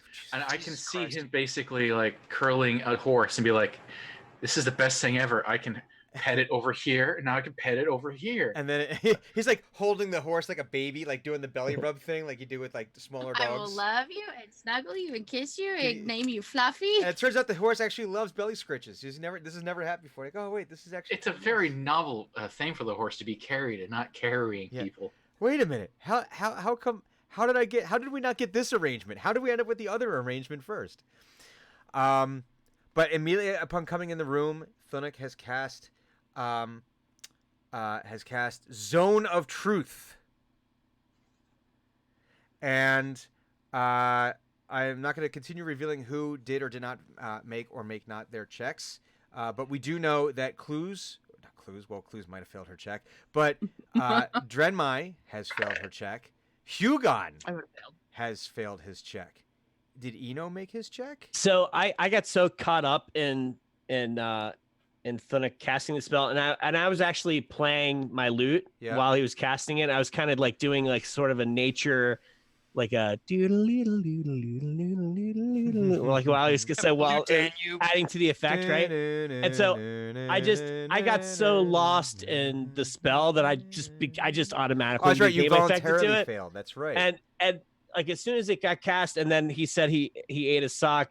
I looked at Azerbaijan. I said, "Your ale is notorious, sir. I love it." He says, "Thank you. I aim to please. Says, "I don't- I hope my labors please you." I don't care what anybody says. And you kind of get like a little. You're getting a side eye on that one. Like, Where did this come from? huh? And Thunuk passed his check, but it doesn't really matter because he kind of has like, you know why? Because Zone of Truth permanently lives within his soul. It's not in his nature to lie. It's not in his nature to lie. He tried that once. It didn't work out too well. I think actually during this campaign. I think that you're right.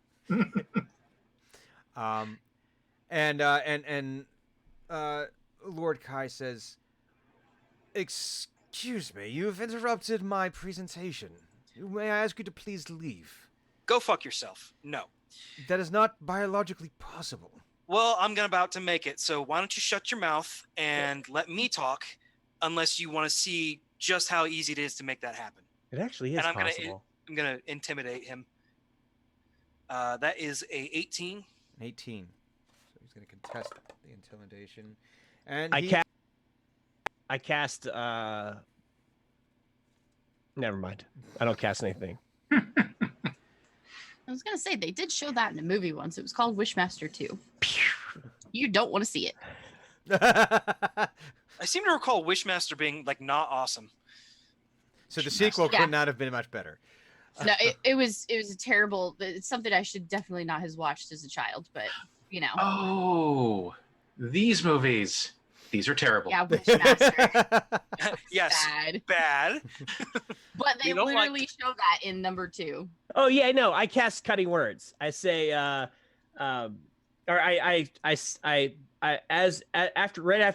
Hugon says that, and I say,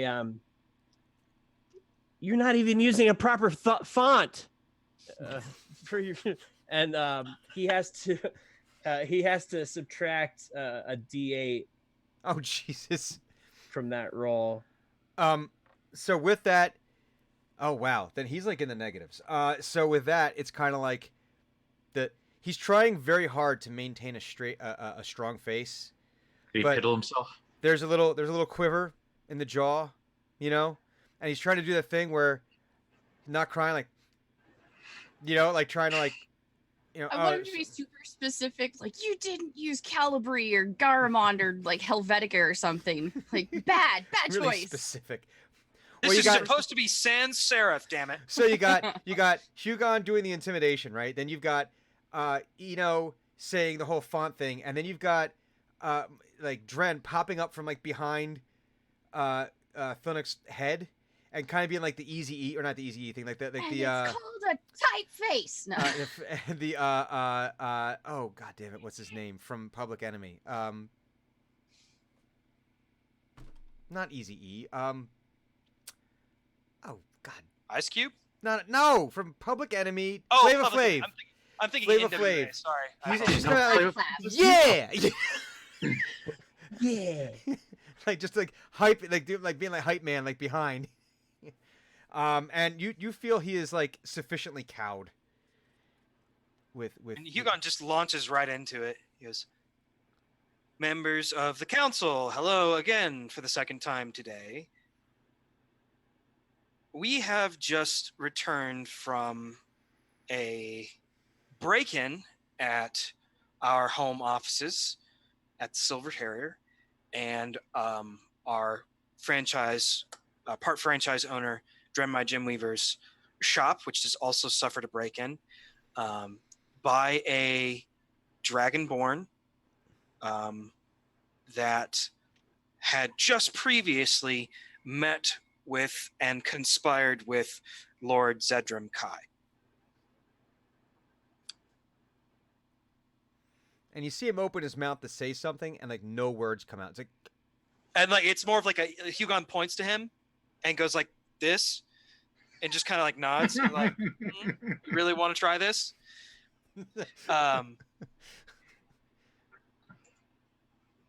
We have also just had a conversation with a what I am assuming is a malevolent entity in the shape of a person who has just informed us out of some bizarre sense of honor that they intend to scour Pinedale from the face of the earth at least by the day after tomorrow. and there's like looks of shock that go around the room. Now, as you may recall, I was here with a proposition about 25-30 minutes ago about how to handle these problems, and given the evidence that I'm bringing forth, I would like you to cease your considerations of Lord Zedram Kai's plan, place him under arrest for conspiring with a criminal, and then we can have a discussion about the proposition that I've brought to you.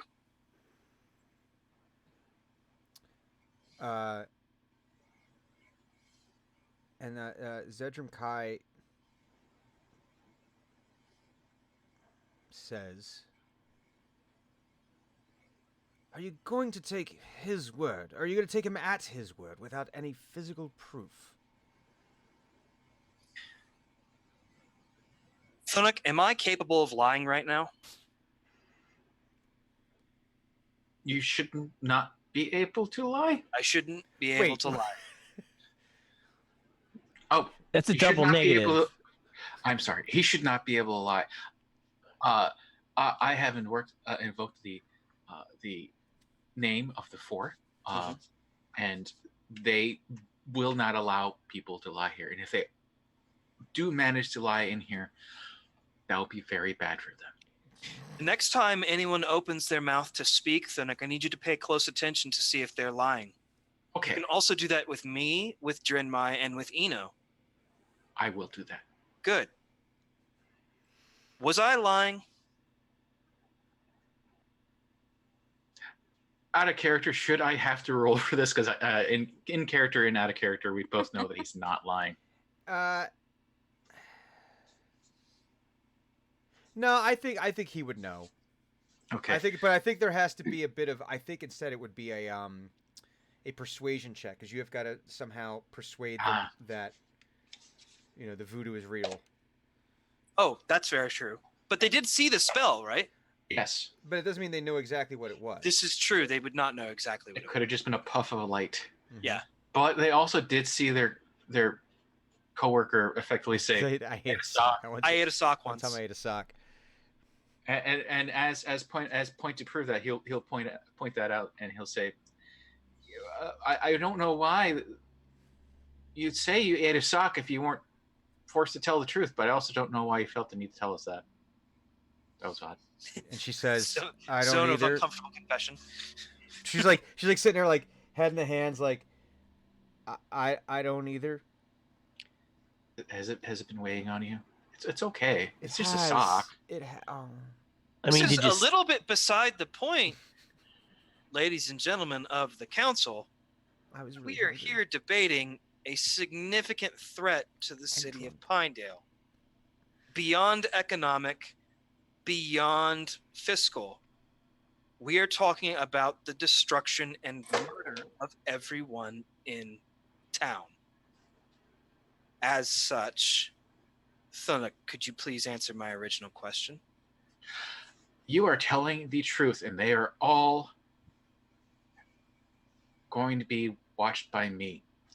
And that person told the truth. And I just rolled a dirty 20. on the Excellent. conclusion. Excellent. So they that was your performance roll, yes? Yes. Persuasion. Persuasion. Well, Yes. that was a P word. It was It's close enough. Listen, Close enough. It's near it. It's in the same column on the character sheet. We all know. He says, they're like they start nodding. They all start nodding, as to say like okay, that makes sense. Lord Zedram Kai, did you not meet with a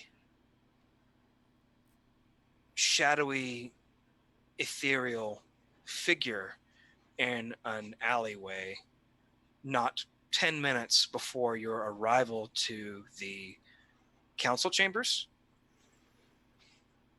And again, he tries to speak, and like he can't quite make the words come out. I think it's in your best interest to answer this question, Lord Zedram Kai. answer the question, Claire? and it's like there's this huge struggle. Like he's like, yes. And was that discussion in regards to the actions that were about to take place as a part of a plan, that this figure would go forth to our offices and to Drin Mai's personal dwelling in order to steal from her. And again, he's struggling. You can see like there's like this mind, like the cords in his neck are like tightening up. Like there's And like Hugon is stepping closer and closer and closer to him. And oh, just, you're, like, he's got he's his going. arms- You're just going full on Matlock with this. You're, Oh, and one more thing. oh, one more thing. I got one more question for you. I don't know who that is either. I'm just saying. right. I'm just saying. And he's yes, like he's like really trying to struggle like to get other words to come out other than apparently truthful ones. Okay. Well, that sounds like an admission of guilt. Thunuk, would you agree that that's an admission of guilt? That is technically an admission of guilt, yes. Eno, would you agree that that is an admission of guilt? He's guilty. He's guilty. Members of the council, does that not sound like an admission of guilt to you? And Azerbaijan says, it certainly does.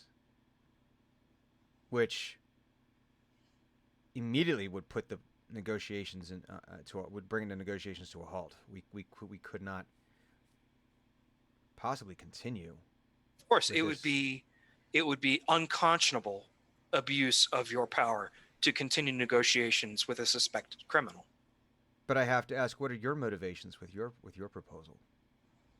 My motivations with the proposal at hand are to hopefully keep everyone in Pinedale from being killed in the next 48 hours. Is that your only goals with this? At present, it's the most important goal. And then, of course, we do have the contractual agreement to reestablish trade with the outside world. And Azerbaijan turns to you, Thunuk. Goes, Thunuk, is he telling the truth? Yes. He is telling the truth. Persuasion roll. Persuasion.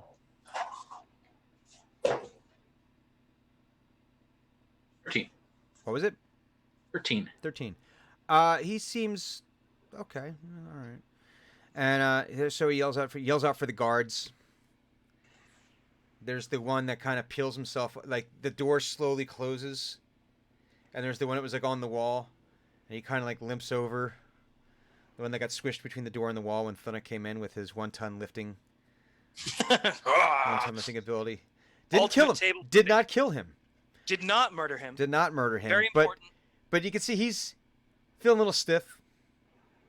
And another one comes from outside, and Zedram Kai is like, "This is an outrageous. You cannot possibly arrest me for this. I was merely acting in the best interest of me. I mean, me. And no, I mean, he can't quite get out. He's like, and the one guard comes in and grabs me and goes, "All right, come here, you handsome guy." Oh God, what did I say that for? And just. Everyone's like kind of like, this is uncomfortable admission day. Oh God! Just get you out of here! Walk in front of me so I can. Notice that God. Hugon is not He is opening pretty his mouth. handsome. Yeah. Says as the guard walks by. He is pretty handsome though. I mean, you're not wrong, guy. And Hugon is doing his utmost to keep his mouth shut unless absolutely necessary. Because out of everyone here, there's definitely a whole lot of things. Thunuk is absolutely bewildered because nothing about this invocation is supposed to prompt people just to speak randomly. It's like, there's a lot of stuff weighing heavily on people today. It's aura of confession or something like that. And so they as they're dragging him out, they go, "You haven't heard the last of me, and Pinedale will be scoured from this planet without me. You don't understand. I'm the only thing that stands between you and utter destruction." He's carried down the hall. No, that's my job. Don't. Why would you say that? This is not the time. Or maybe it is. Uh, Maybe it is the time. And Azerbaijan says, well, that was an awkward turn. And okay, I mean, we will still take your proposal under consideration, but it seems like there might be more pressing matters. I absolutely agree that there are more pressing matters. I am 100% comfortable with tabling this discussion until as such a time that Pinedale is not in imminent danger. Well, what was this guy proposing to you all? It was actually very similar to Mr. Villander's proposal, except it was essentially, guaranteeing trade, protection, and a seat on the council.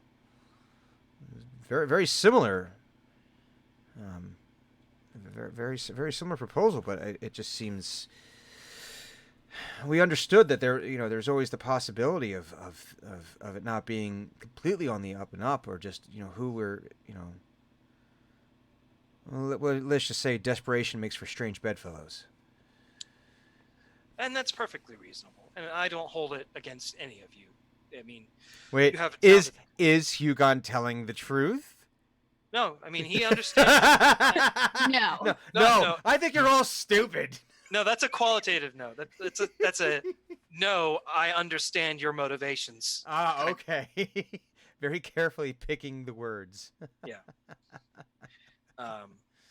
You have a town to think of. You have all the people in the town to think of, their livelihoods, whether or not they're going to have food in the winter, and those sorts of things. And I think it's important to entertain all possibilities. Well, however, I think the decision to not proceed with Lord Zedram Kai's offer is the correct one. well, more to the point, it sounds like there's some imminent danger that we need to address. There is, and I'm glad that we could bring the discussion to that.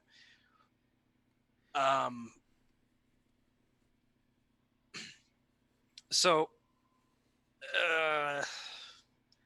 I don't really know how to say this in a way that is gentle. It's entirely possible Are that... you ever gentle? No. Okay. That's yeah. I was trying to be polite. Sometimes people who are not me like it when people are polite. And Shaward Fletcher, the botanist, says, "I'd be one of them. Could you please just get to the point?" Yeah. The thing that is using Marcus's body, my grandfather's body, is likely extraordinarily powerful when it comes to magic. It's going to be a nasty fight on top of the gnolls and likely werewolves. As such, I am considering the idea of evacuating Pinedale of its non-fighting populace to a secure facility several thousand miles north.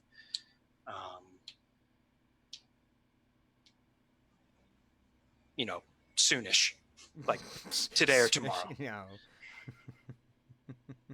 That's up to you. I mean, it's unfortunate, but the towns can be rebuilt. It's much harder to re-people them. Well, what is the help that you would need to enact this, whatever plans you may have? We would need to gather volunteers for the defense of Pinedale. And anyone who is not volunteering to defend Pinedale would be sent away. I would need access to arms and armor.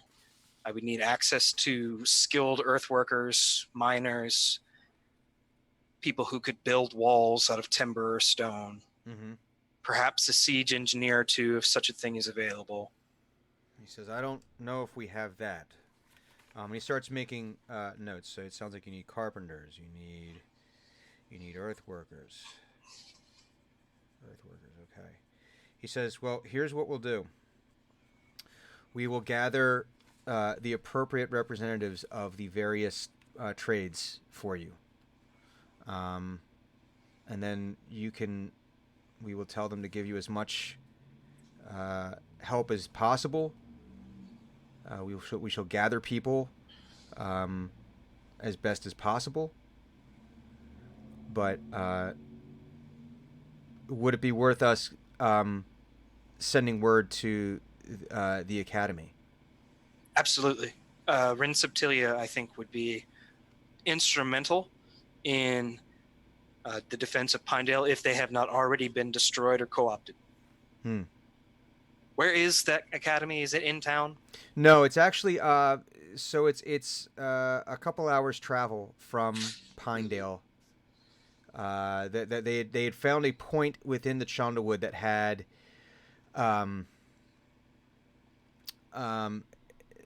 they determined like a point within the Chandlewood that had a convergence of magical forces that would make for the ideal teaching campus. Mm-hmm. You know, If you feel as if you can get a messenger to that academy, either through magical or non-magical means, I strongly recommend that we do it. Any allies that we can gather, druids, the centaurs, I wouldn't say no to a dragon. Oh, Yes, Dunnock? is the school? Oh no, you said 2 hours away. The river's further. We can ask our The river giant? Yes. We can ask him for help. Giants are a tremendous pain in the ass to have to fight. I think that would be a good idea. We Would have it not talked to him in a hot minute. would it be helpful if I asked the trees and animals to help too? That would be fantastic. Okay, we'll do that. Because I need to say this out loud. If we don't succeed, Pinedale ceases to exist. So whatever we can do to succeed, we need to do. and Azerbaijan says, "Well, it sounds like we should get to work on this immediately. I'll send word out to the various trades and to the people to get to muster them. We shall rally them in the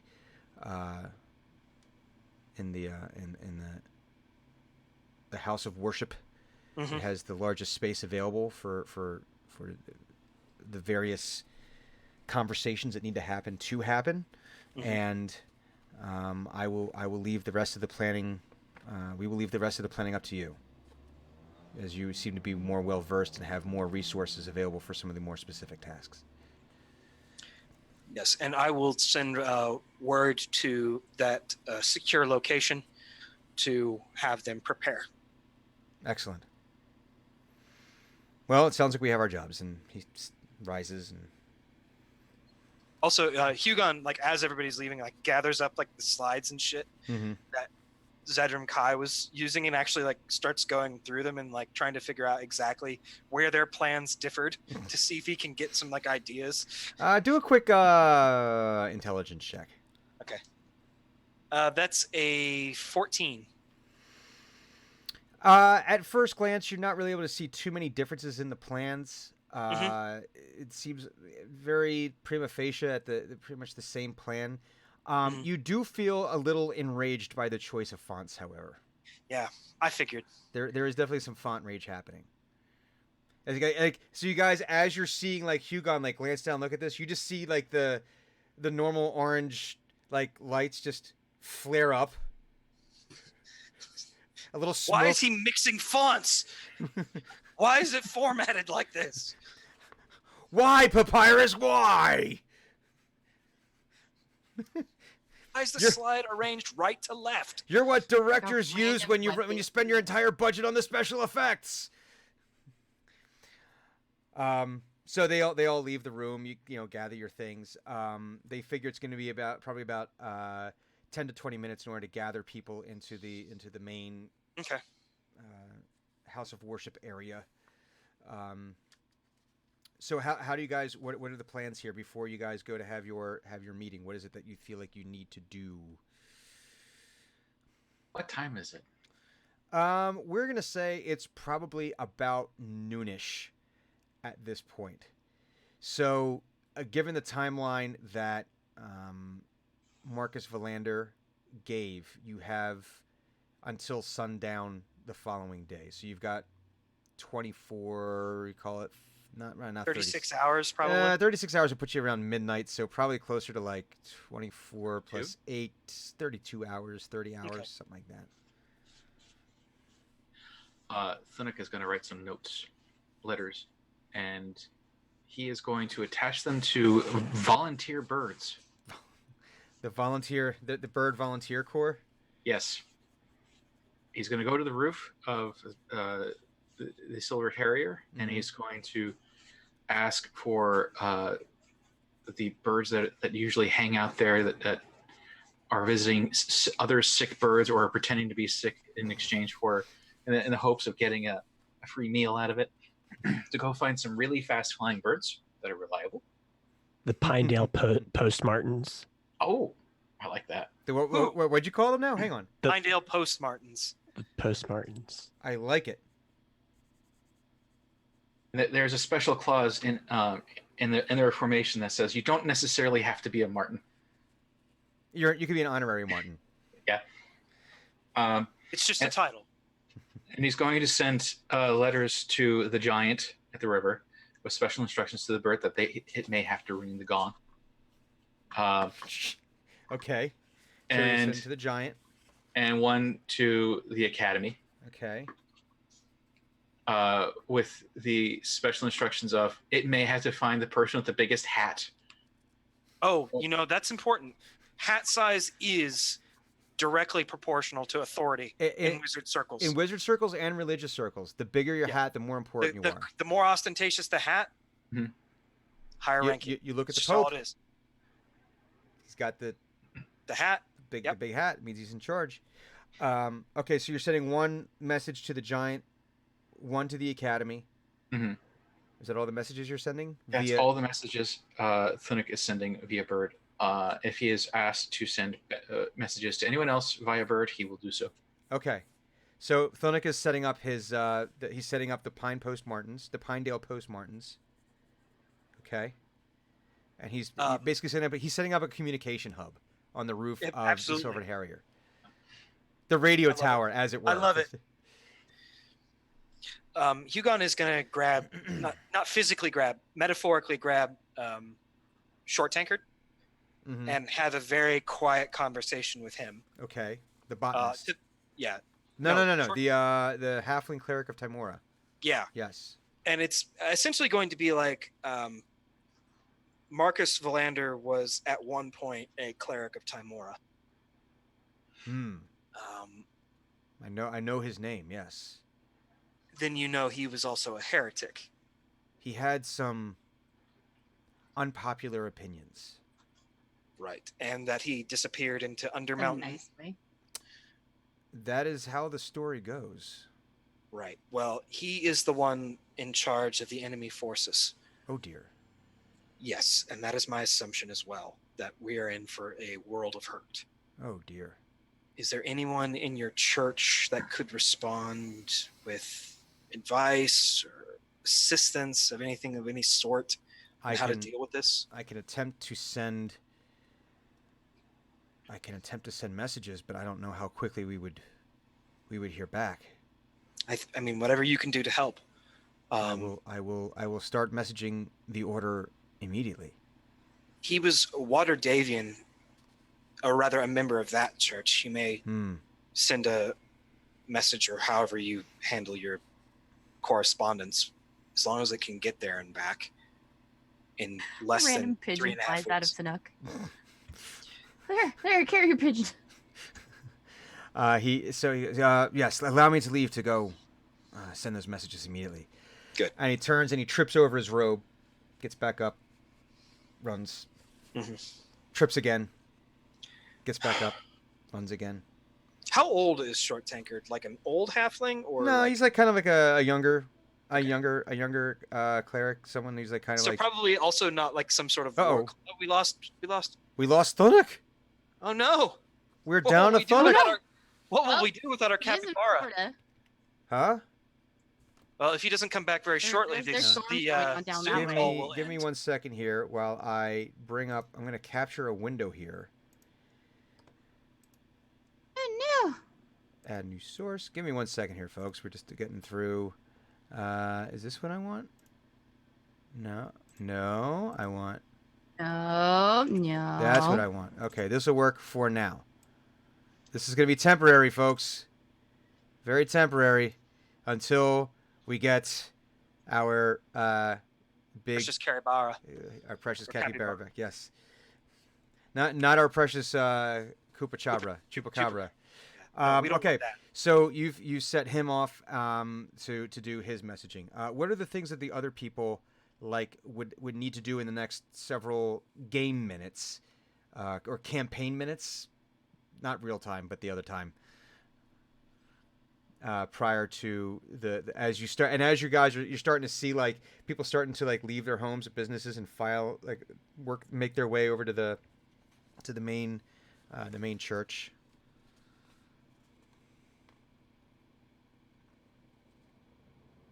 Dren or Eno, anything you'd like to accomplish? I think I am still in like frantic state. Mm-hmm. So I'm more paying off of what everyone else is doing. My brain's not in a good spot. Because no lantern. Where'd my shinies go? No lantern. I'm just flustered. I've been thrown. There's pigeons flying out of places. Yeah, I'm just. Pigeons everywhere. Everywhere pigeons. Cats and Pigeons are dogs living everywhere. together. Mhm. Mass hysteria. Eno says I should have gone back to sleep. But alas, Eno did not go back to sleep. But lo, he did not. So, do we think that we have time? Time. Yeah, like, so I want to go. Is there like, are there still people in the town and Oh stuff? yes. Nothing Yeah. has been like. They're all just filing to the main church right now for the, to hear what plans are being laid. Okay. Like, is there still a shop open for the like is the armor shop still open? Like an armor shop. At this point, probably all the shopkeeps would probably be in the church. You're gonna have Okay. you'll have time at some point to get what you need to get. Is there? So there's a shop that's closed that I could maybe like look in the window. Yes, you could window shop. Is the Maybe window window staying shop? Is the window staying closed? I don't know. It depends. What is it? What is it that you are looking for?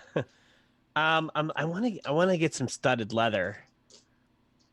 Some Get- studded. I thought you Yeah. didn't you already have that? No, so I have regular leather armor, Yeah.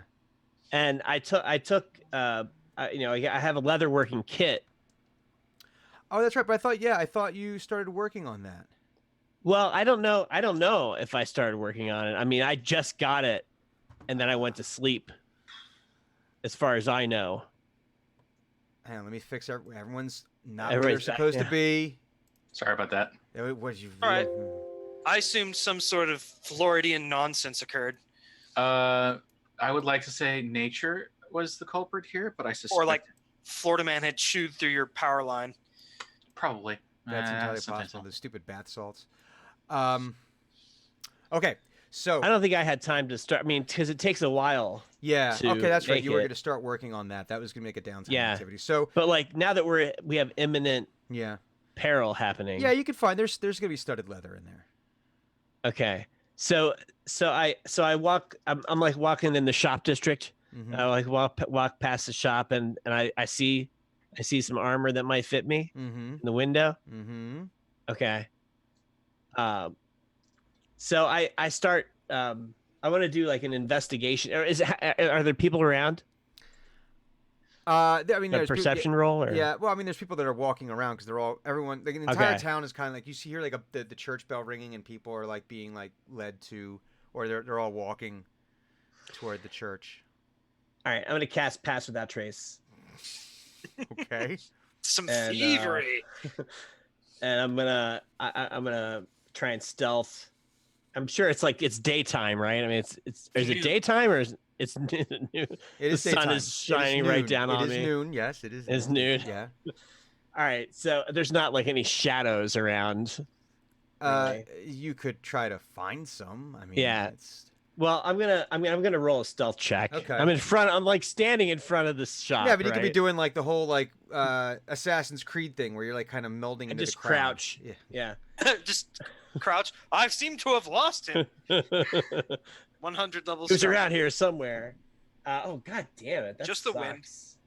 Well, it's plus 10, plus whatever your normal. Well, yeah, modifier it's is. true. So it's a 21 total. Okay. I rolled a 3. So you're able to sort of slink your way through the crowds using the natural movement of the people, and you're able to kind of duck down through an alley. Okay. Yeah. So I'm like looking for a way into the shop. Do I need like an investigation or to try and see if there's like a grate or like a back Yeah, door that I can slip investigation check. into? Yeah, we'll do an investigation Alright. check. Is who's in charge of the council? I forgot to ask. Who's, like, the- Azerbaijan. He is like the chairperson of the. Oh of the shit, council. 20. Womp womp womp womp. Look out! 20. All right, I rolled so- a 20, so that's 22. well, we've given Investigation. away all our stuff, so Oh, I can make more stuff. I can do like more Shadow Council dice or something. Well, I've also got a code for. We're gonna do a code for the audiobook Oh, okay. for Nightmare Nice. Arcanist.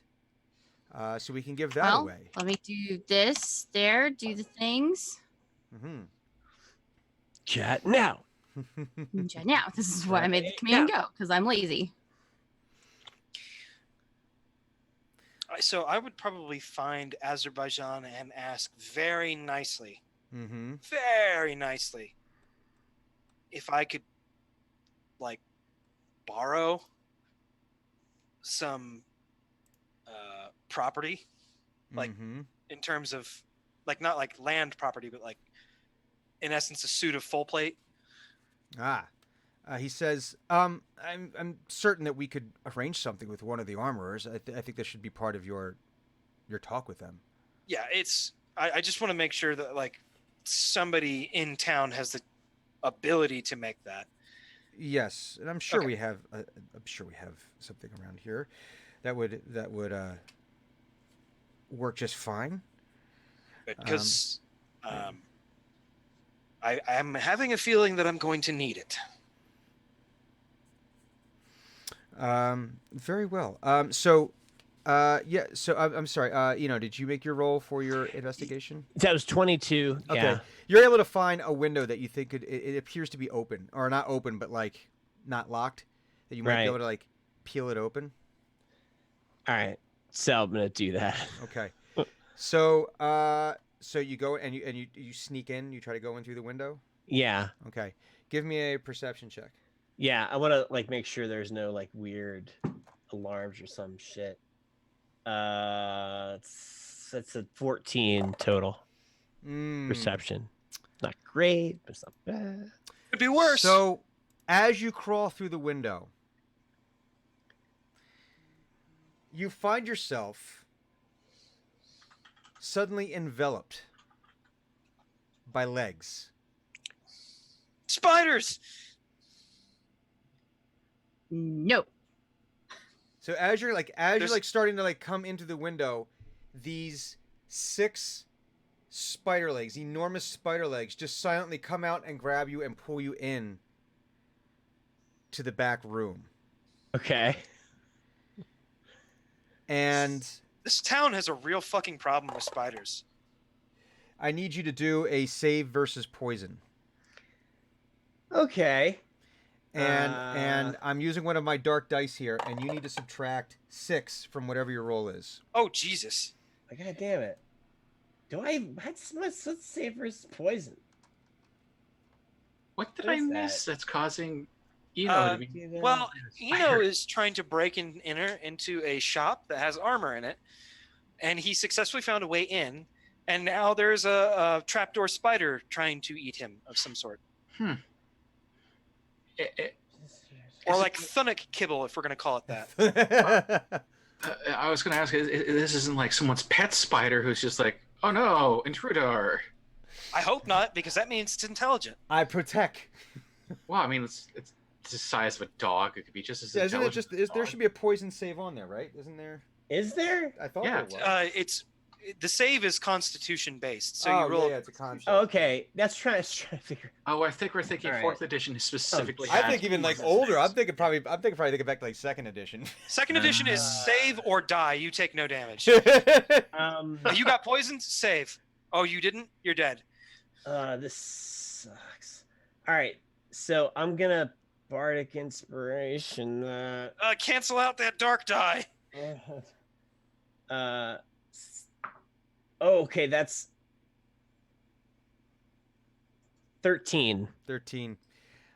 You feel Best I can do. you feel yourself kind of go limp as the fangs pierce into you, and it just starts rolling you up in its Hellish webbing. rebuke. Huh? Oh, okay. Hellish rebuke. As soon as the thing is attacking me, Yeah. I do a thing. Hang on. Rebuke. You do rebuke. I rebuke the okay. spider. Uh, Oh, remind me to tell you all about the time that some dude tried to rebuke wasps, like legitimately. point my finger. The creature that damaged me is momentarily surrounded by hellish flames. The creature must make a dexterity saving throw. It takes 2d10 fire damage on a failed save, or half as much on a successful Jesus. one. Okay, so it needs to make a. What's the dex save It's it needs to make? it's a 15 dexterity save. 15 dexterity save. All right. No, it does not make it. Okay. Hang on. All right, so it's 2d10. Mm-hmm. Oh shit! No, it's 3d10. I'm sorry, I read the wrong thing. Let's. Holy shit! Okay, that's one more. I'm It was very satisfying. It takes 24 fire damage. Oh, Oh my Jesus. Jesus! Wow. I rolled 2 10s and a 4. What? Woof. It takes 24 fire damage. Hang on a second here. I'm gonna take a look here. Giant Flash fried spider. spider. How many I'll points? let you know. Pardon? How many points? 24. Oof. You hear it screech as you smell charred spider.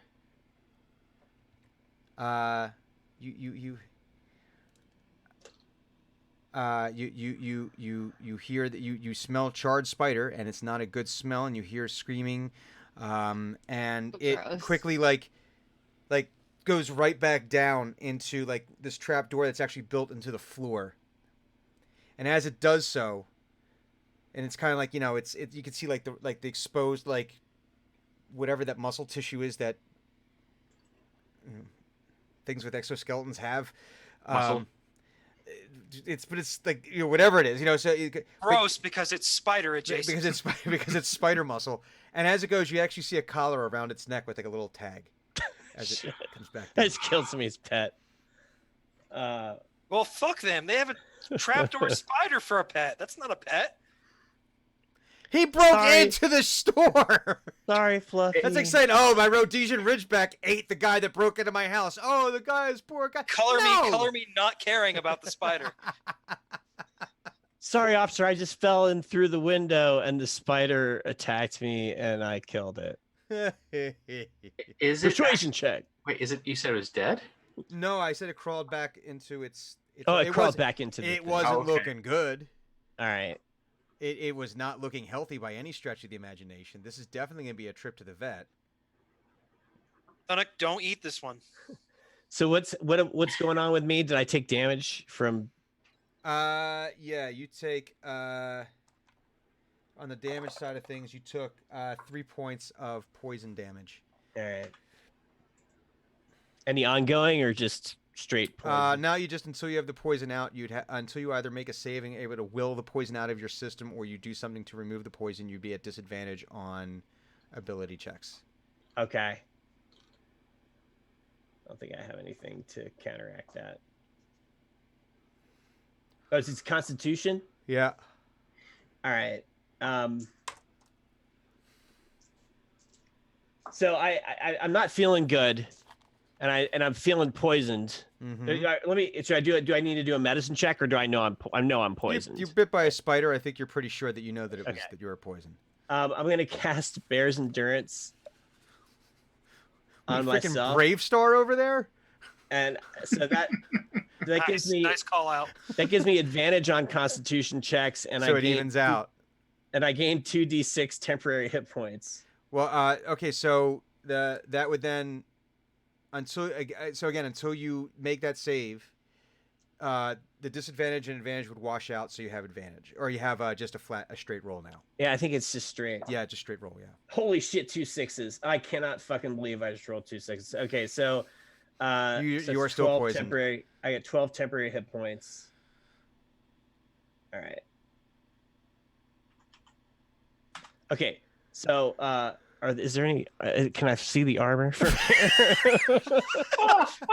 I'm already indoors. Since I've already gone through all this, yes, you can see there's a door. You're like Okay. kind of in like a back room. The door is open. It goes into the front, and you can see that there is armor on like a little like Alright. half mannequin situation there. So I try and kind of crawl below the window sill area, and I try and see if I can purloin it, and just sort of do a grab. You're able to do your grab. You pull the You whole do a thing down on mine. top of you. Yoink. The whole thing just comes down right on top. Oh, of you. come on. Just gotta get the thing out. And Carry the mannequin with you, like I'm saving him. you are feeling like it's you're feeling there is a sort of paralysis that you're feeling. You're like it's like things aren't like Okay, so I've got probs. like Novocaine. It's kind of like when like Alright. you get the Novocaine in your mouth and like everything feels fine and you don't feel numb, but then you go to spit and it's and it just, You're right. or to even bigger throwback, if there's a bit from the old Carol Burnett show with Tim Conway where he plays a dentist and he accidentally stabs himself multiple times with a Novocaine needle, and it's Nice. comedy So- gold. So I reach up to where so the armor's on a mannequin. I reach up and I pull the whole thing down. Yeah.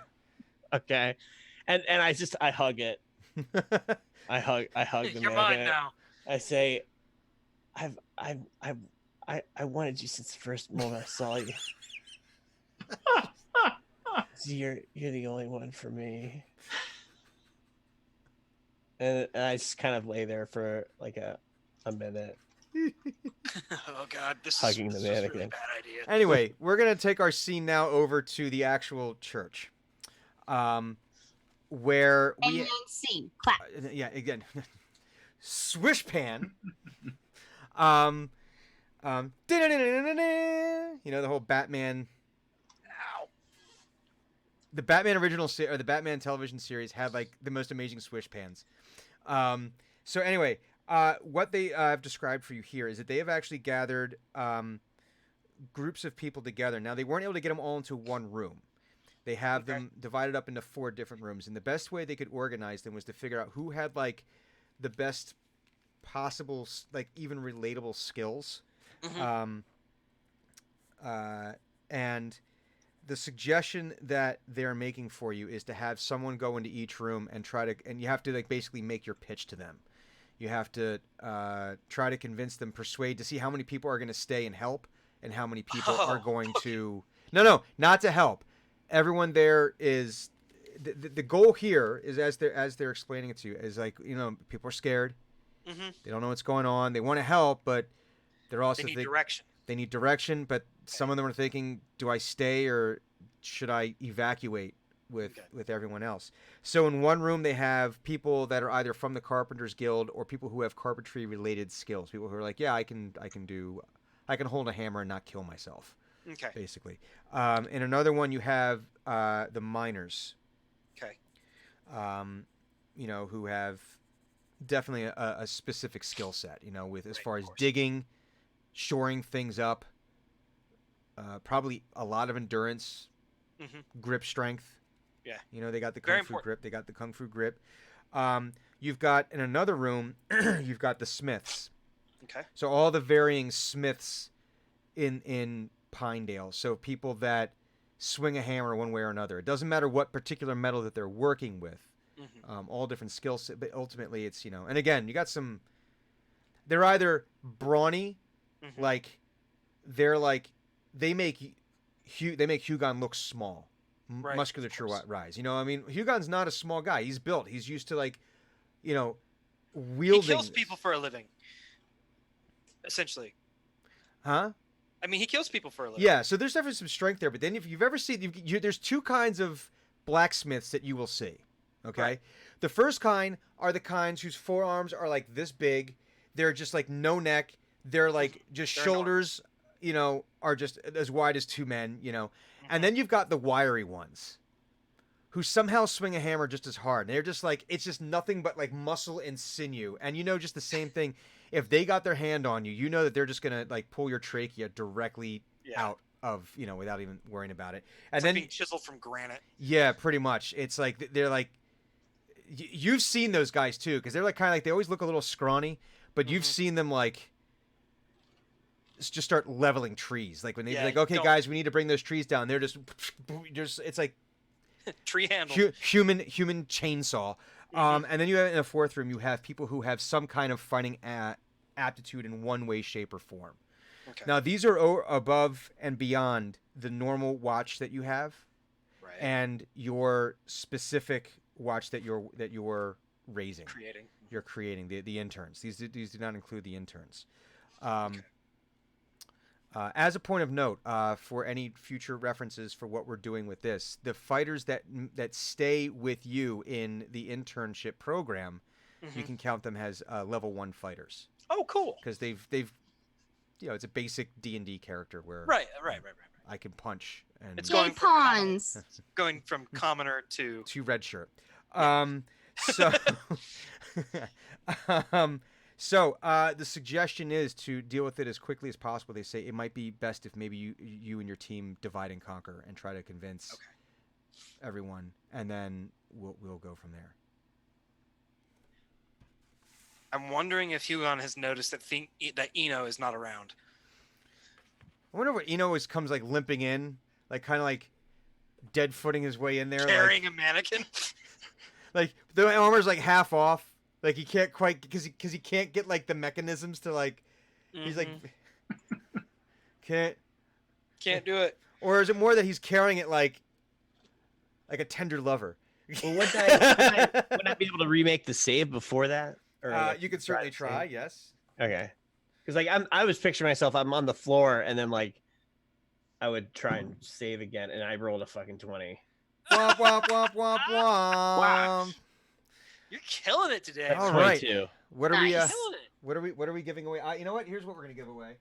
Well, hold on. Don't just grab something. Oh no. No. That's okay. I thought it was gonna be crap because I rolled the 20 on the joke roll, and I'm like, oh, that's it. And then I rolled max damage and shit. So it's like, So whoever Uh, wins this one, get active in the chat.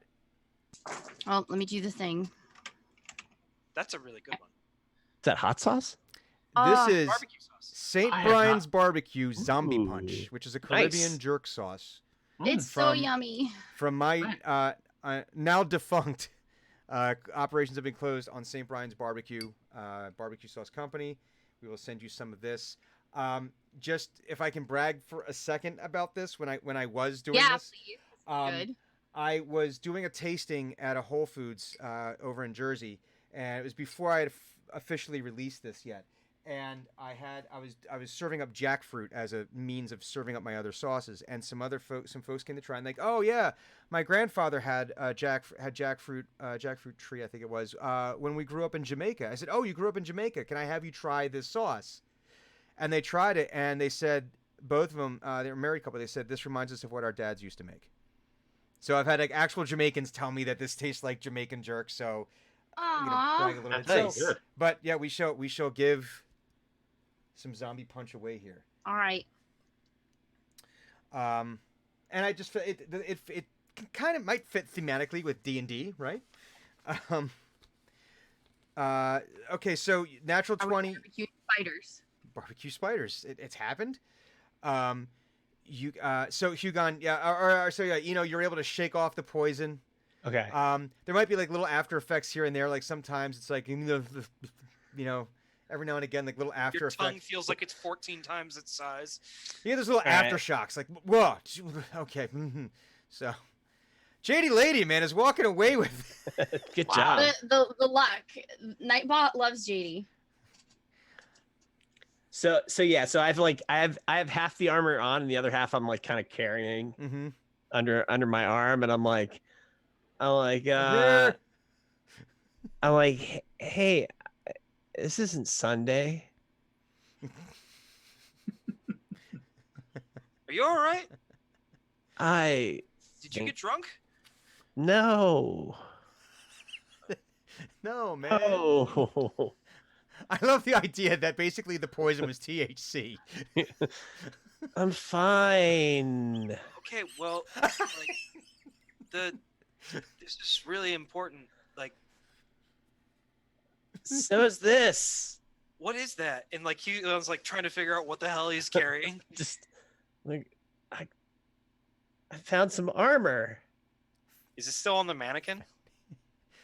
I don't know. Is it still on the mannequin, or was I able to pull it off the mannequin? Am I actually carrying the mannequin with half the armor? I think for this situation, this is a case of the toilet paper on the shoe. You got it off of the mannequin, but didn't realize that there was like a string from the mannequin that's kind of like wrapped around your boots.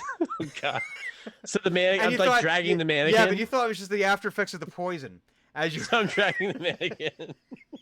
And Hugon's like, holy shit, did you steal that? I'm like, I fell into this shop. It's fine. You realize all the smiths and like people who make armor are in like that room over there, right? I'll pay for it. They weren't there. all right. You put it on my tab. So Hugon gathers the team and basically lays it out. He goes, we need to convince these people to stay and help us. So That should not be me then. I agree. Thank you. That makes this very easy. My persuasion is a big old nil. I'm pretty I'm good at straight, convincing you know? people to do Yeah. stuff. Yeah, you I do can have a help. talent. Yeah, I would Maybe. love to have your help. Could somebody help me get this mannequin off my shoe? Dramni, can you help Eno get his mannequin problem? He drags his foot over, and the mannequin goes a little further. I look at it. Do I see like how it's attached? It looks like there's some kind of like. It might actually even be webbing. You're not sure. Maybe a little spider web. Like a little spider web. It's kind of like tangled up like in his boot. Yeah, and it's like so it's like a spider Yeah. web. It's kind of like it's what New York must look after. Spider-Man has a good night. It's like got like the dregs like Everywhere. everywhere, just like kind of attached to the. Everywhere. It's like on the bottom of the shoe and like wrapped around. You don't know if he was just rolling around in this or whatever, but then like trails over to the mannequin, the bottom of the stand. Eno looks down and he sees the spider web, and he looks at Drenmai and says, "You should see the other guy."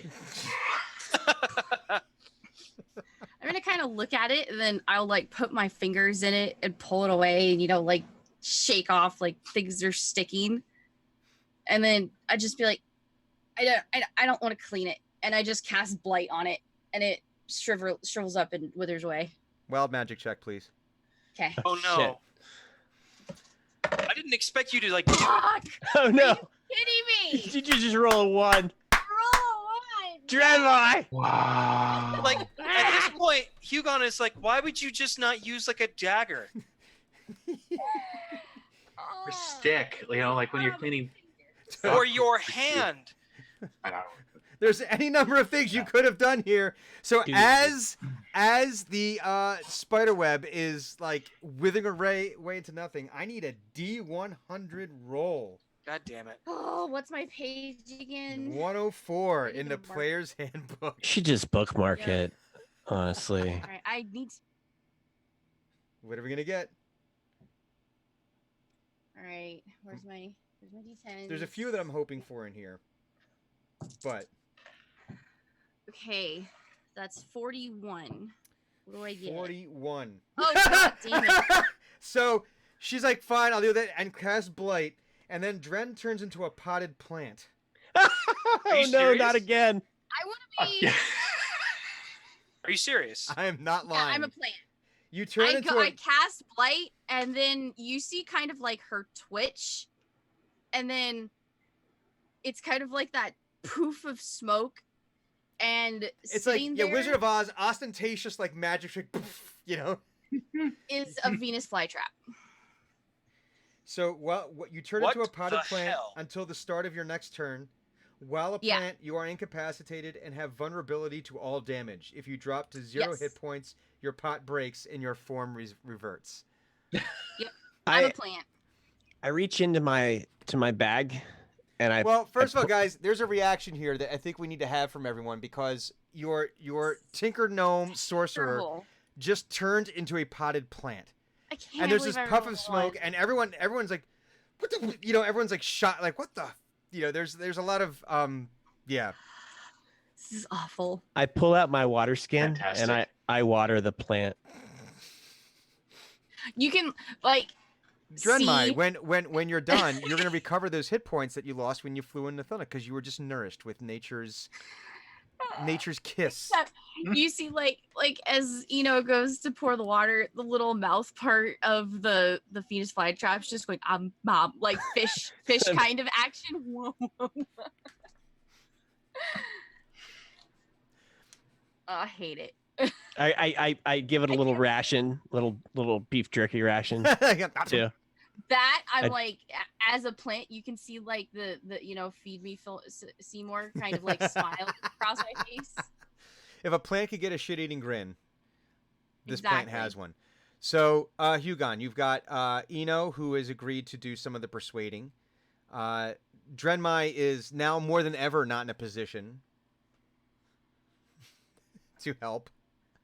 I can't decide if he's happy about this or annoyed. Because he has no idea how long Or she's going to be a Kate plant. Olostos.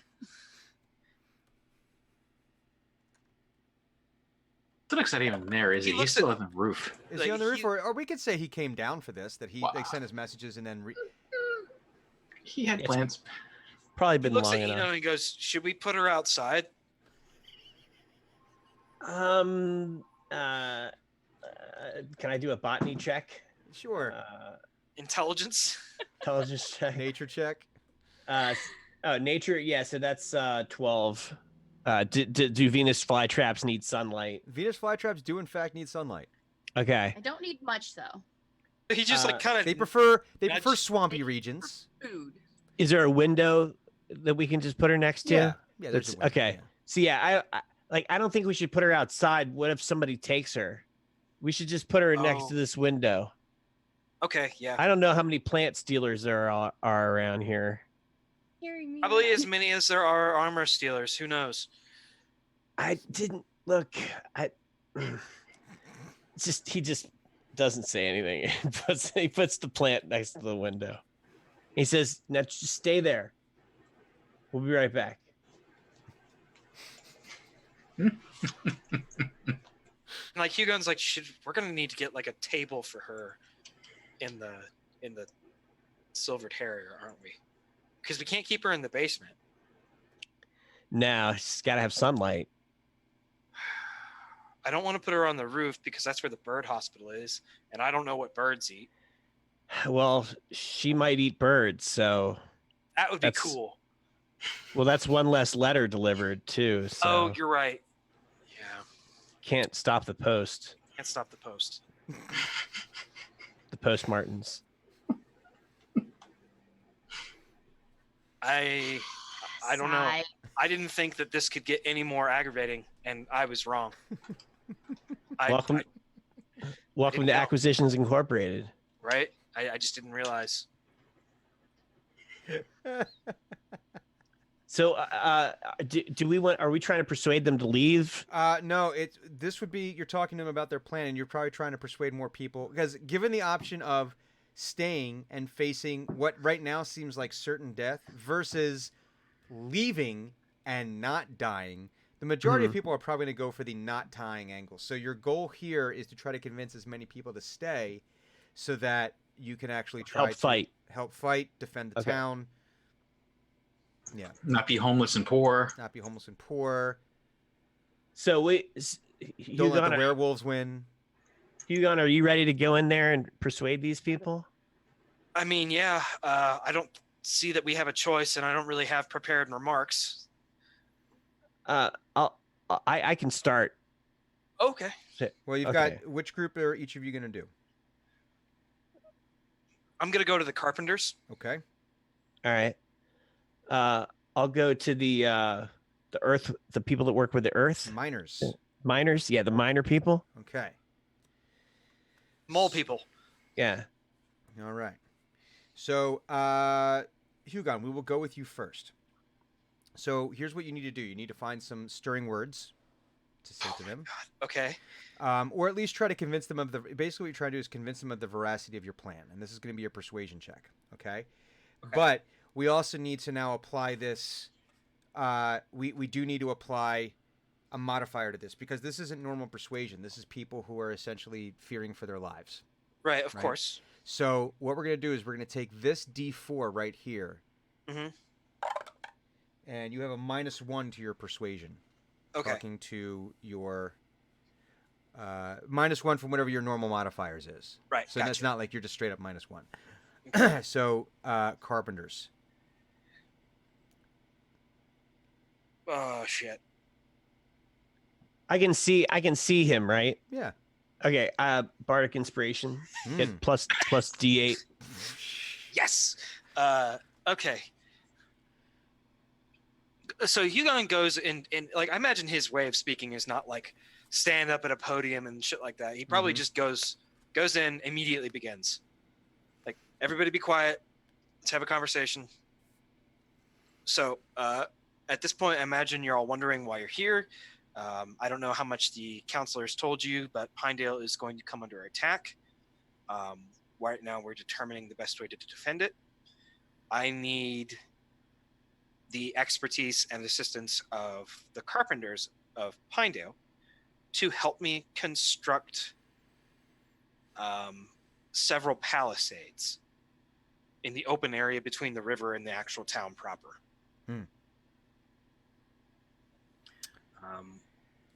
We have ample amount of timber from the surrounding area. We may also be required to disassemble a house or two if we need more. But essentially the plan is to very quickly create walls to hinder the enemy on their way into Pinedale. Let us see that persuasion roll with all the varying modifiers that we've applied to this. It's a natural 20. Womp. Wow.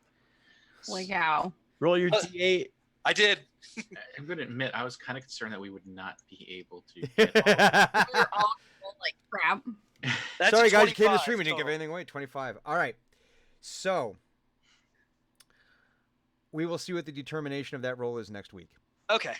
I was all ready to do my thing. All right. That's okay. You have time to practice it and polish it and get it You- ready if to you're- go. You're But we gonna do have need to probably a get harder time, we do need to so- get one more drawing here. What are we going to give away? You know, I think I could still have talk. another pair of dice. Oh, we have another Yeah, pair of dice. We can do that. Oh, yes. Okay. Let's give away some dice here. Shadow Council dice. Shadow Did Council we give dice. away the rainbow dice already? No, I'm No, saving those. Those are for something special. Those are gonna be for a good one, but they are gonna be given away. Special. So do we still have anyone in chat? Oh yeah. I'm sure we do. Should we just give it to JD Lady or JD Lady's still in I'm chat. gonna roll it just anyways. Yay, JD Lady won. Okay. Congrats, There we JD go. Lady. more stuff? Woohoo. All right, JD Lady's walking out like with all of the things today. There we go. Minus 1. And she won't have to have vinegar-based barbecue sauce. Mm.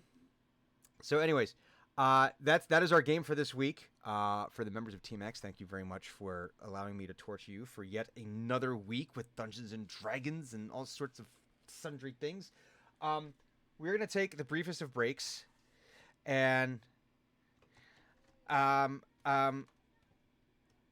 we're going to take the briefest of breaks, then we'll come back, and then we will have a little bit of our normal ritual here. Sure. We'll deal with the old business, which is going to be obviously going over moments of the game, new business, any recommendations and things, and we will go. Oh, we'll do that in a minute. So we'll be right back. Stick around.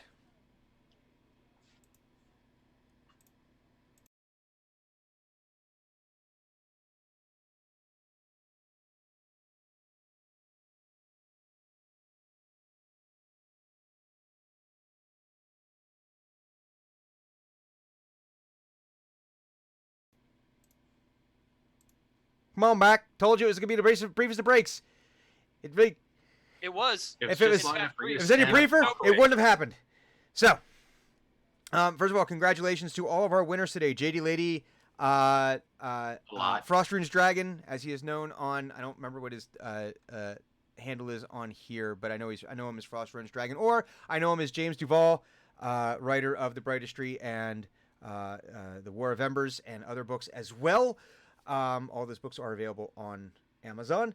Okay. And thank you for the bits. All right, so we're gonna let the dice decide. 1, 2, 3, 4. Or no, I'm gonna do by Cartesian coordinate. Okay. And thank you for more bits. 3. We- So that would be Raz. Raz. What? You're in the third Cartesian quarter, so you get to start off with moment of the game. Oh yeah. Well, let's see. I really liked the image of Dren getting through. Like, so I took the time to get us up to where Hugon was, and then the bad guy goes away, and then Dren flies back and hits Thunuk in the face. That was pretty good. Like, I was all ready to, and I probably could have tried to do a counter spell on him. I realized too late. I don't know if it would have worked if I would have thought of it in the moment. So it was like missed opportunity. But yeah, that was pretty funny. I like that. Excellent. Well, let us go in clockwise direction. So that would bring it up to the dragon. I'm a plant. Yeah, that was pretty great. That was pretty Yeah. wonderful. Yeah, that was good too. I wanted to say like so many other things, and then I get to turn into a plant. And I'm just visualizing that because I have like complete non-anatomical control over my plant self, I'm just like, but I'm still self-aware. It's an odd spot to be in. I can't believe I rolled a 1 on that. That's amazing. I'm so mad. That That is was pretty amazing. great. It's on brand. It is on. It is on brand. Yeah. It is on brand. It's terrible. Especially with now the lantern's not there. I know. It's awful. What the effect of the lantern would have in that situation, but then that would be player information that I don't think I should have. Possibly true. Anyway, continuing in the clockwise direction.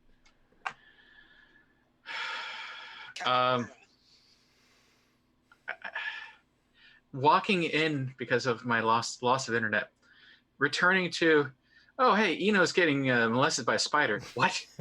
Yeah. That was pretty good. Like what happened while I was away? What have you guys been up to? Listen, I mean, things happen. Completely out of context. It was great. It was. Continuing on to the Gidris.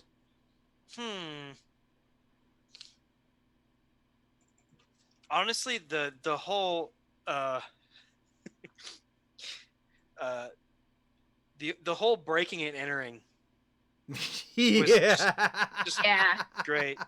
Just like I would really like that armor. Well, is now really the time? Well, I cast Pass Without Trace. Very strong. I'm gonna do it. Doesn't I'm gonna matter do it. time. Time is what I say it is, and it's time to get some new armor. Time is when I control all I see and feel. See, it that is was- time. I mean, and it was good. It was good to just a Unexpected. high noon break and enter. Oh yeah, so since I cast that bear's endurance off of Thunuk. That's what it is. I knew that there was. So a it's reason gonna go why funny you when wouldn't have it. when someone's like, "Oh, we need to move this." Thug's like, "No, I got it." Yeah, Ah! he doesn't have it anymore. Ah, oh, this must be really heavy.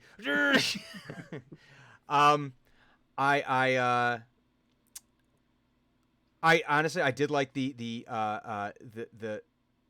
bear strength on Thunuk. Just the whole idea of now Thunuk being able to lift yeah. over a ton. Just Juggernaut Thunuk. Oh. Yeah, it's pretty great.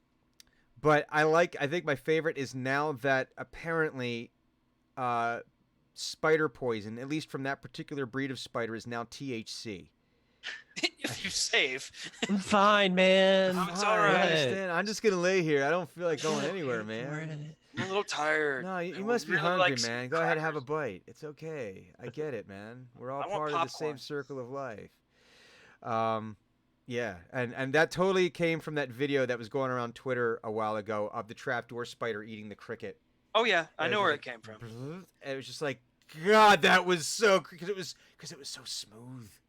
It's too many legs, too smooth. It glistened, It glistened. and it was too fast. And imagine that being your last moments. You're walking around and it's just legs I'd rather grabbing not. and drug I'd into. No, thank you. Thunuka's casting review. Review. You don't understand. I legitimately have nightmares, reoccurring nightmares where I'm going for a walk somewhere, or I'm walking somewhere, and then I'm like, where exactly am I anyway? And I realize I am surrounded by webs. Oh God. Mm.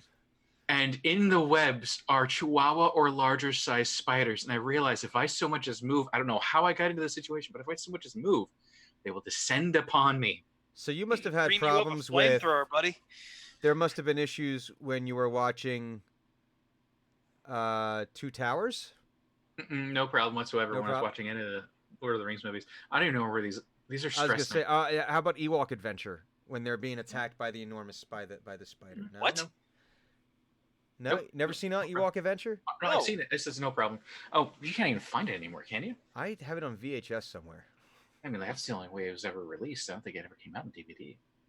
I don't know. Well, Christmas anyway. episode? What's what?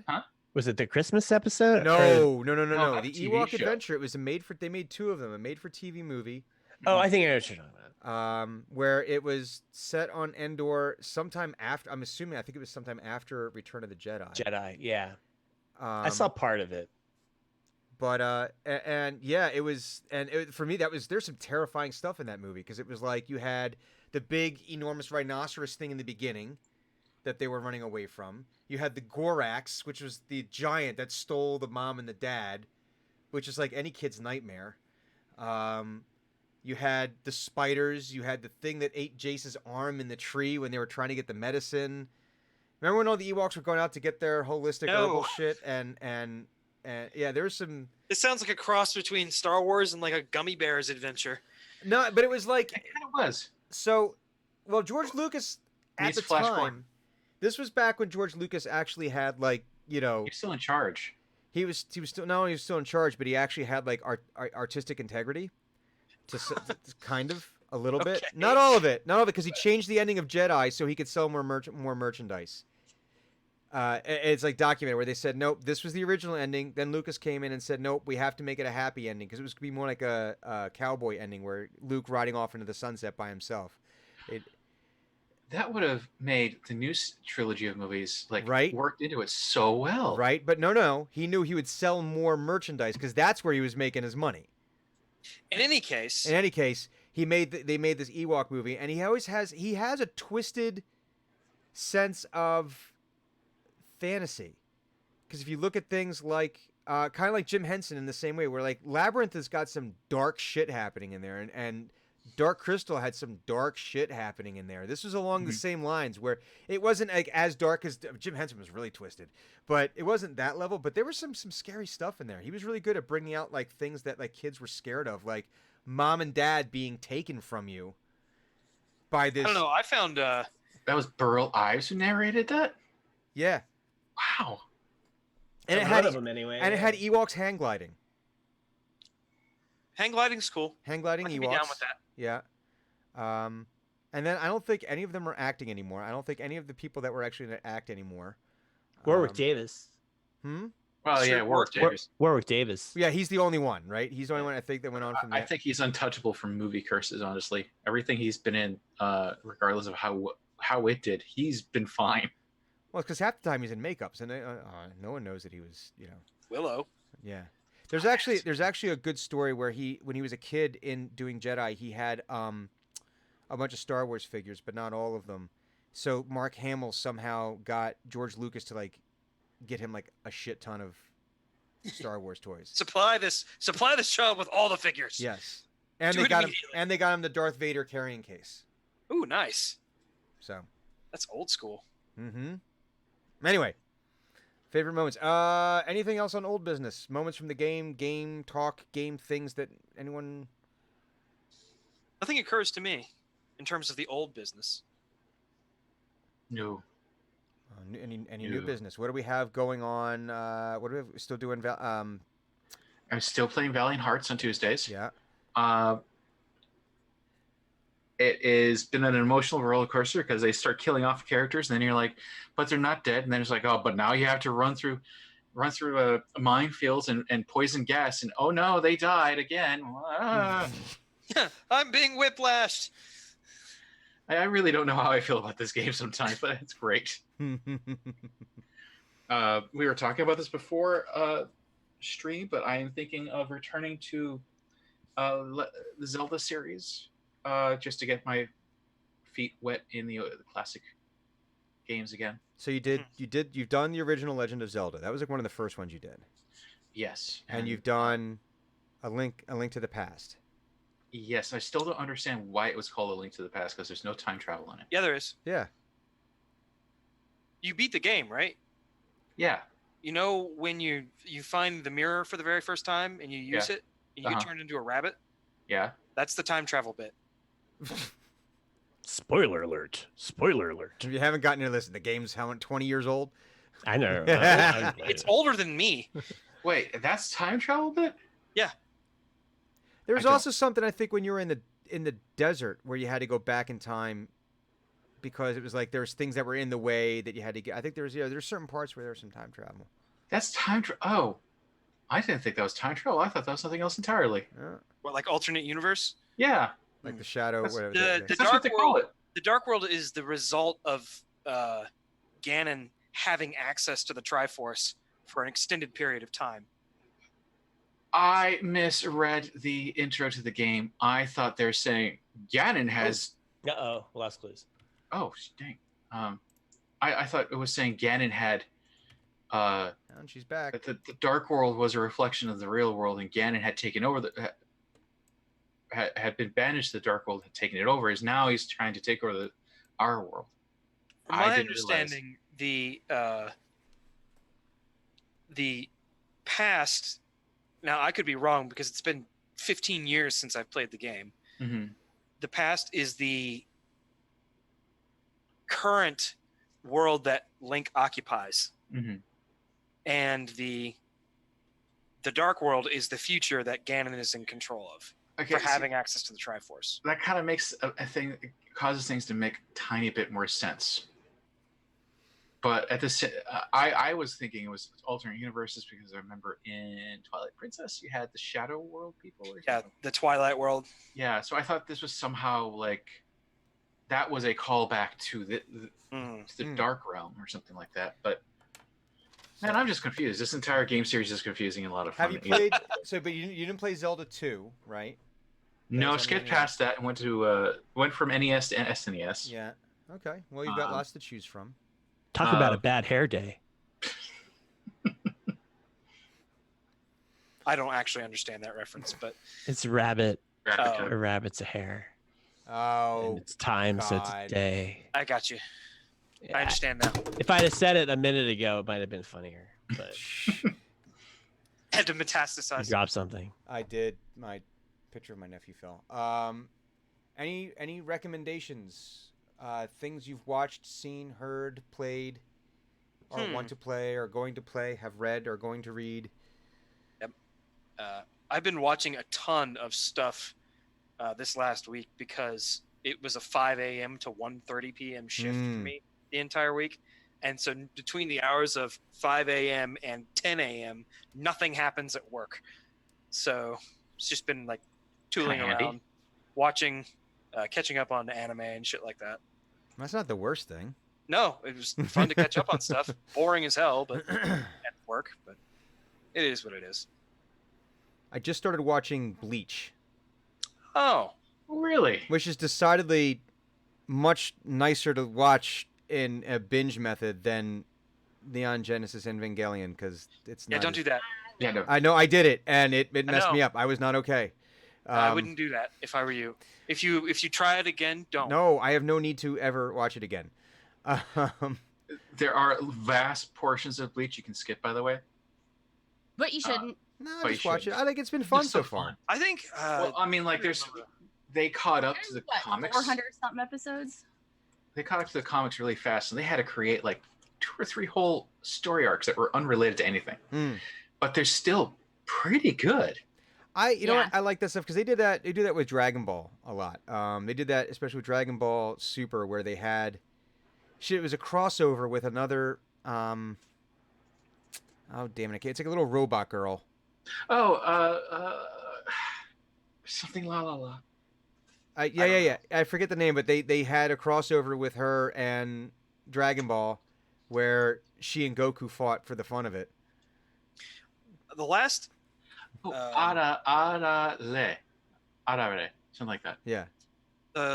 I'm trying to wait for the second season of One Punch Man to come out because I really want to watch that. It's out. Oh, is it? Yeah, it's on. It's not on Crunchyroll, which is Netflix? surprising. It's on Hulu. Oh. Because One Punch Man's on Netflix too. Well, 360 episodes, by the way.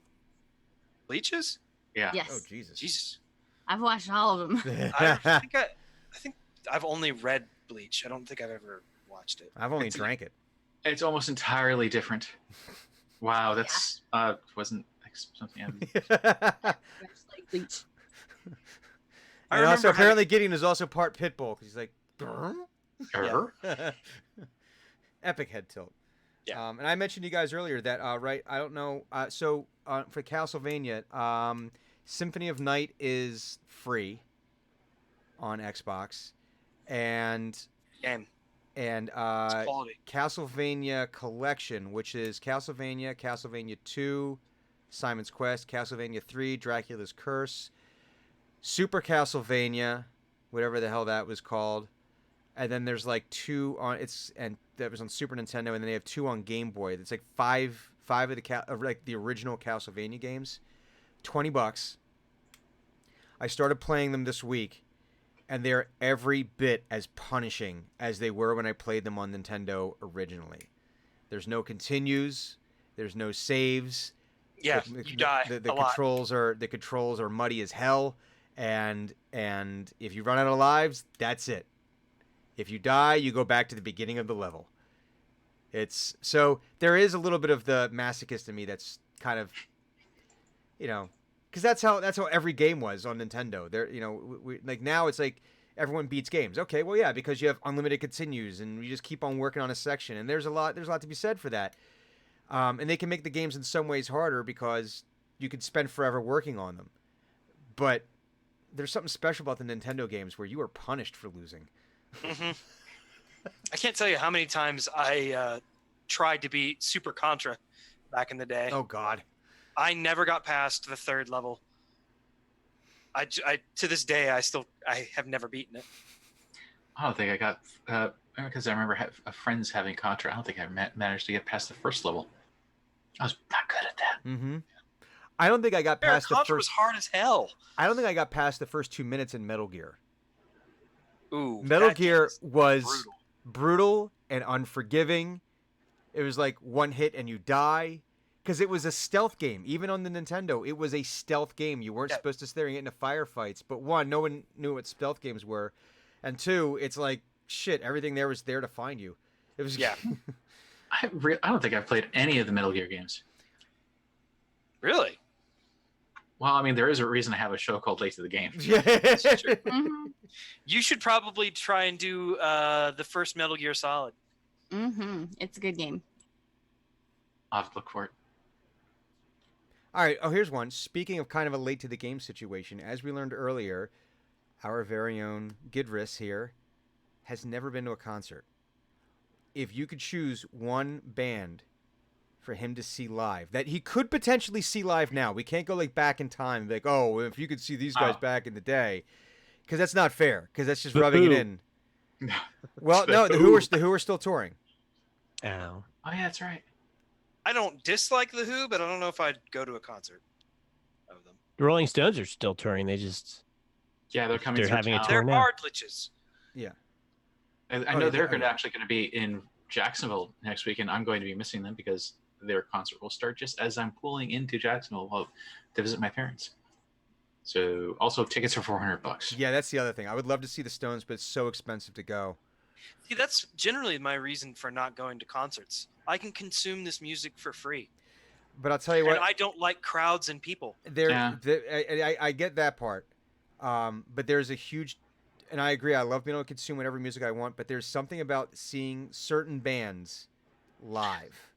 Bands that have a good stage production are you lose something. You don't lose something, but you gain something from seeing them. And I would I- say if and- Rolling Stones would be one, right? If you ever have the opportunity, you have to see the Stones live, just because they're all going to be dead, presumably soon. Who knows? I mean, They're liches, though. Their phylacteries are. well, Keith Richards stopped drinking about a year and a half ago, so I figure oh, he's going to run out of fuel. he's not long for this world. But Bruce Springsteen. I was not a Bruce fan before I went to go see him live.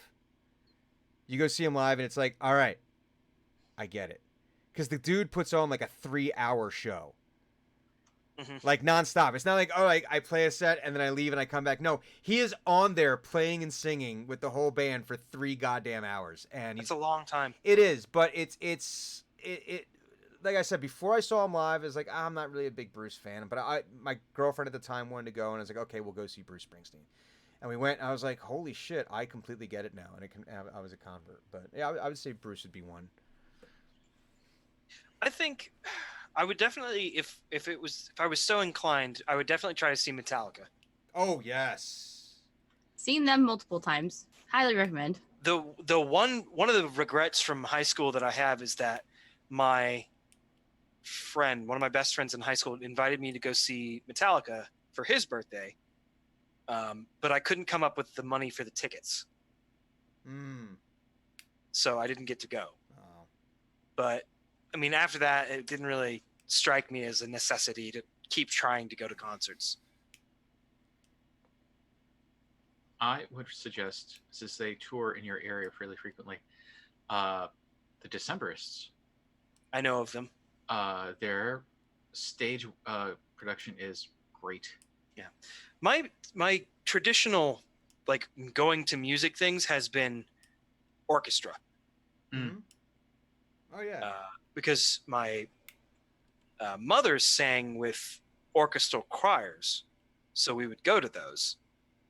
But I've never actually been to a non-orchestral show before. So the production value is not so much a thing for orchestras. It's Yeah. We produce sounds, but we don't. It's not like light shows and things like that. So I just don't really have much experience in those regards. My wife and I have seen Green Day a bunch of times, and they put on a really good show. A bit rote, but it's fine because you kind of know what you're getting. But no, it was a good show. I want to see Pearl Jam at some point. They're like one of my favorite bands. I don't want one of them to die before I can. The opportunity. I did see the Who live. My wife and I went and saw the Who. Oh god, I can't remember how many years ago, but it was they did the whole Quadrophenia album, and then they did like a whole bunch of they did a whole bunch of like greatest hits, which is kind of amazing because Roger Daltrey still has pipes. The guy's in his 70s, and the dude still has pipes like he did when he was a kid. And another fun thing there is that the drummer is,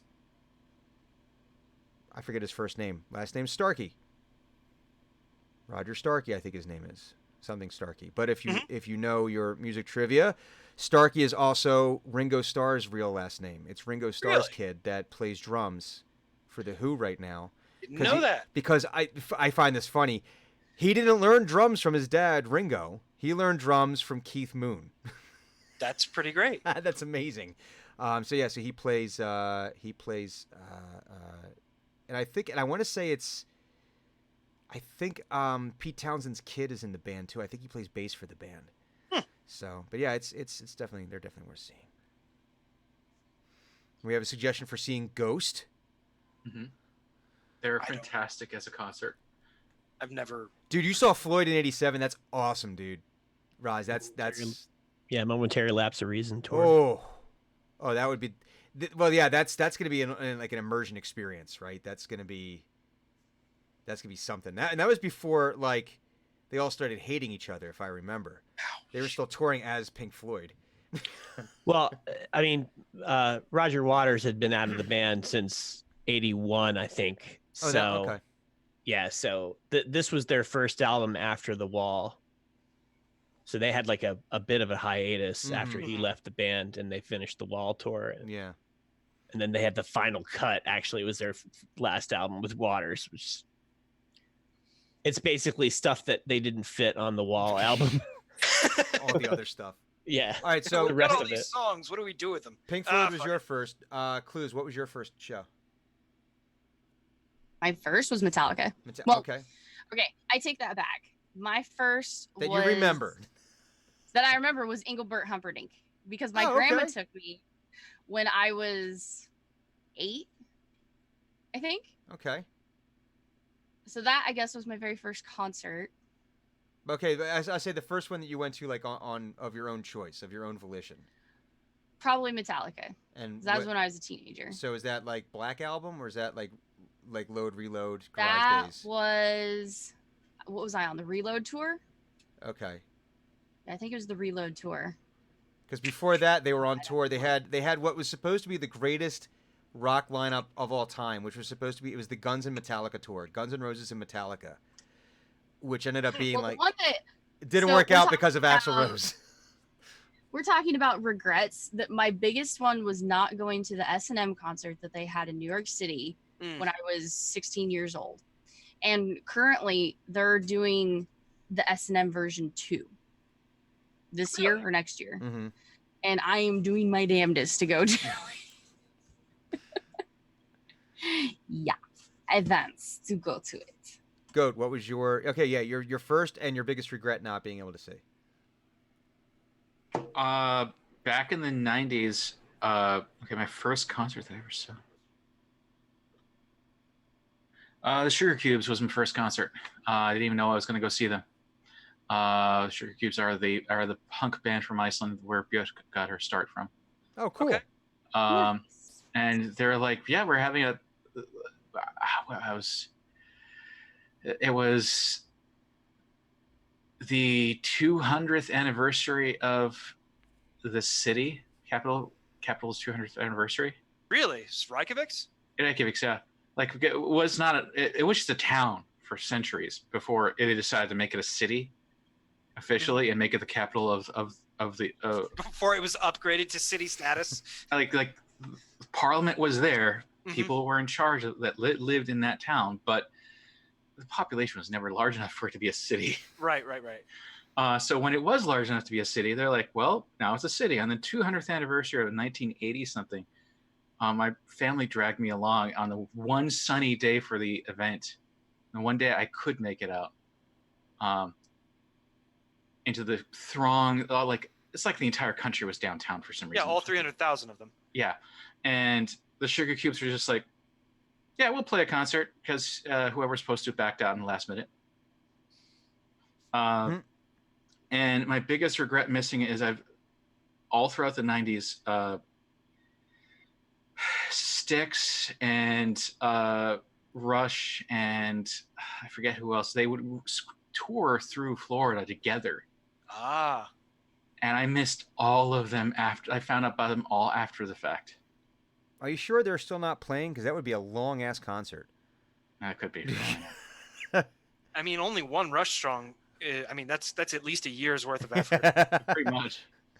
I'm seeing here, Rush Dark Shadow, 9 Inch Nails was your first. That's awesome. I've been to a few nail shows, and the last one I went to was scary as hell because I was down in the pit with my buddy, and there were points where my feet were not on the ground. I was sideways on top of people. It was. and, That's the best part. The one 9 Inch Nails show, Queensryche opened, and then with another one, we have another one, JD Lady Tool. Which Oh she's yeah, in it. Tool would be a Mhm. fucking killer. But Yeah. I did see a 9 Inch Nails concert, and it was before. So I saw the last Nails concert was after Reznor got off the cocaine and came out like all like beefed up because he started going to the gym instead. Yeah, but- it was scary. yeah. That transition going from scrawny him Yeah. to like, whoa, you're healthy and beefed out. and That it's was just like weird. whoa, no shoulder. But before that, it was Get in the pit. it was Get in the pit, Renzer. yeah, it was still no, he would have killed people. I know that would have been great. But it was still coked up Reznor. But the opening act was Perfect Circle. So that Oh. was Maynard's 4/4 amazing. band. that was amazing. Okay, then if we're gonna put in suggestions just for random stuff, if you want to get into holiday spirit, go see the Trans-Siberian Orchestra. There you go. Oh yeah. It's an amazing show and Oh. it's super Christmassy. My There's first. a traveling orchestral group that does only Zelda music, and they're supposed to be really good. Yes, I went to that as well Oh, cool. in Georgia. Random. Right. It was very good though, and the Final Fantasy one that they did. Oh, I've heard the good things about that one. Yeah, they're very good. All right, and then And I you have watch- the REM was my first one, and biggest regret Nirvana. Ooh, Yeah. yeah. That's a hell of a show to miss. So, all right, well we got to go, we got to run. So we will be back next week with more D&D shenanigans. It's entirely possible that it will be the last week that you'll ever see Team X alive. Maybe. Yeah, I might It blow happens. everything up. Listen, I'm not saying I'm going to be the cause of destruction. There's Sometimes 4 other dice are people cast. at this table that are all equally capable of wreaking destruction. That's entirely fair. So, It's true. anywho, we will be back next week with a whole new game for everyone who played our game today. Thank you very much. Thanks for all. Congratulations to all of our winners. We will be sending your stuff out. Well, we'll just send all the stuff out to JD Lady, and we'll figure it out from there. But thank you all very much for watching our game and sticking around and playing with us. We'll be back next week. Until then, everyone, be cool and don't be a dick. Bye-bye. Bye. Bleh.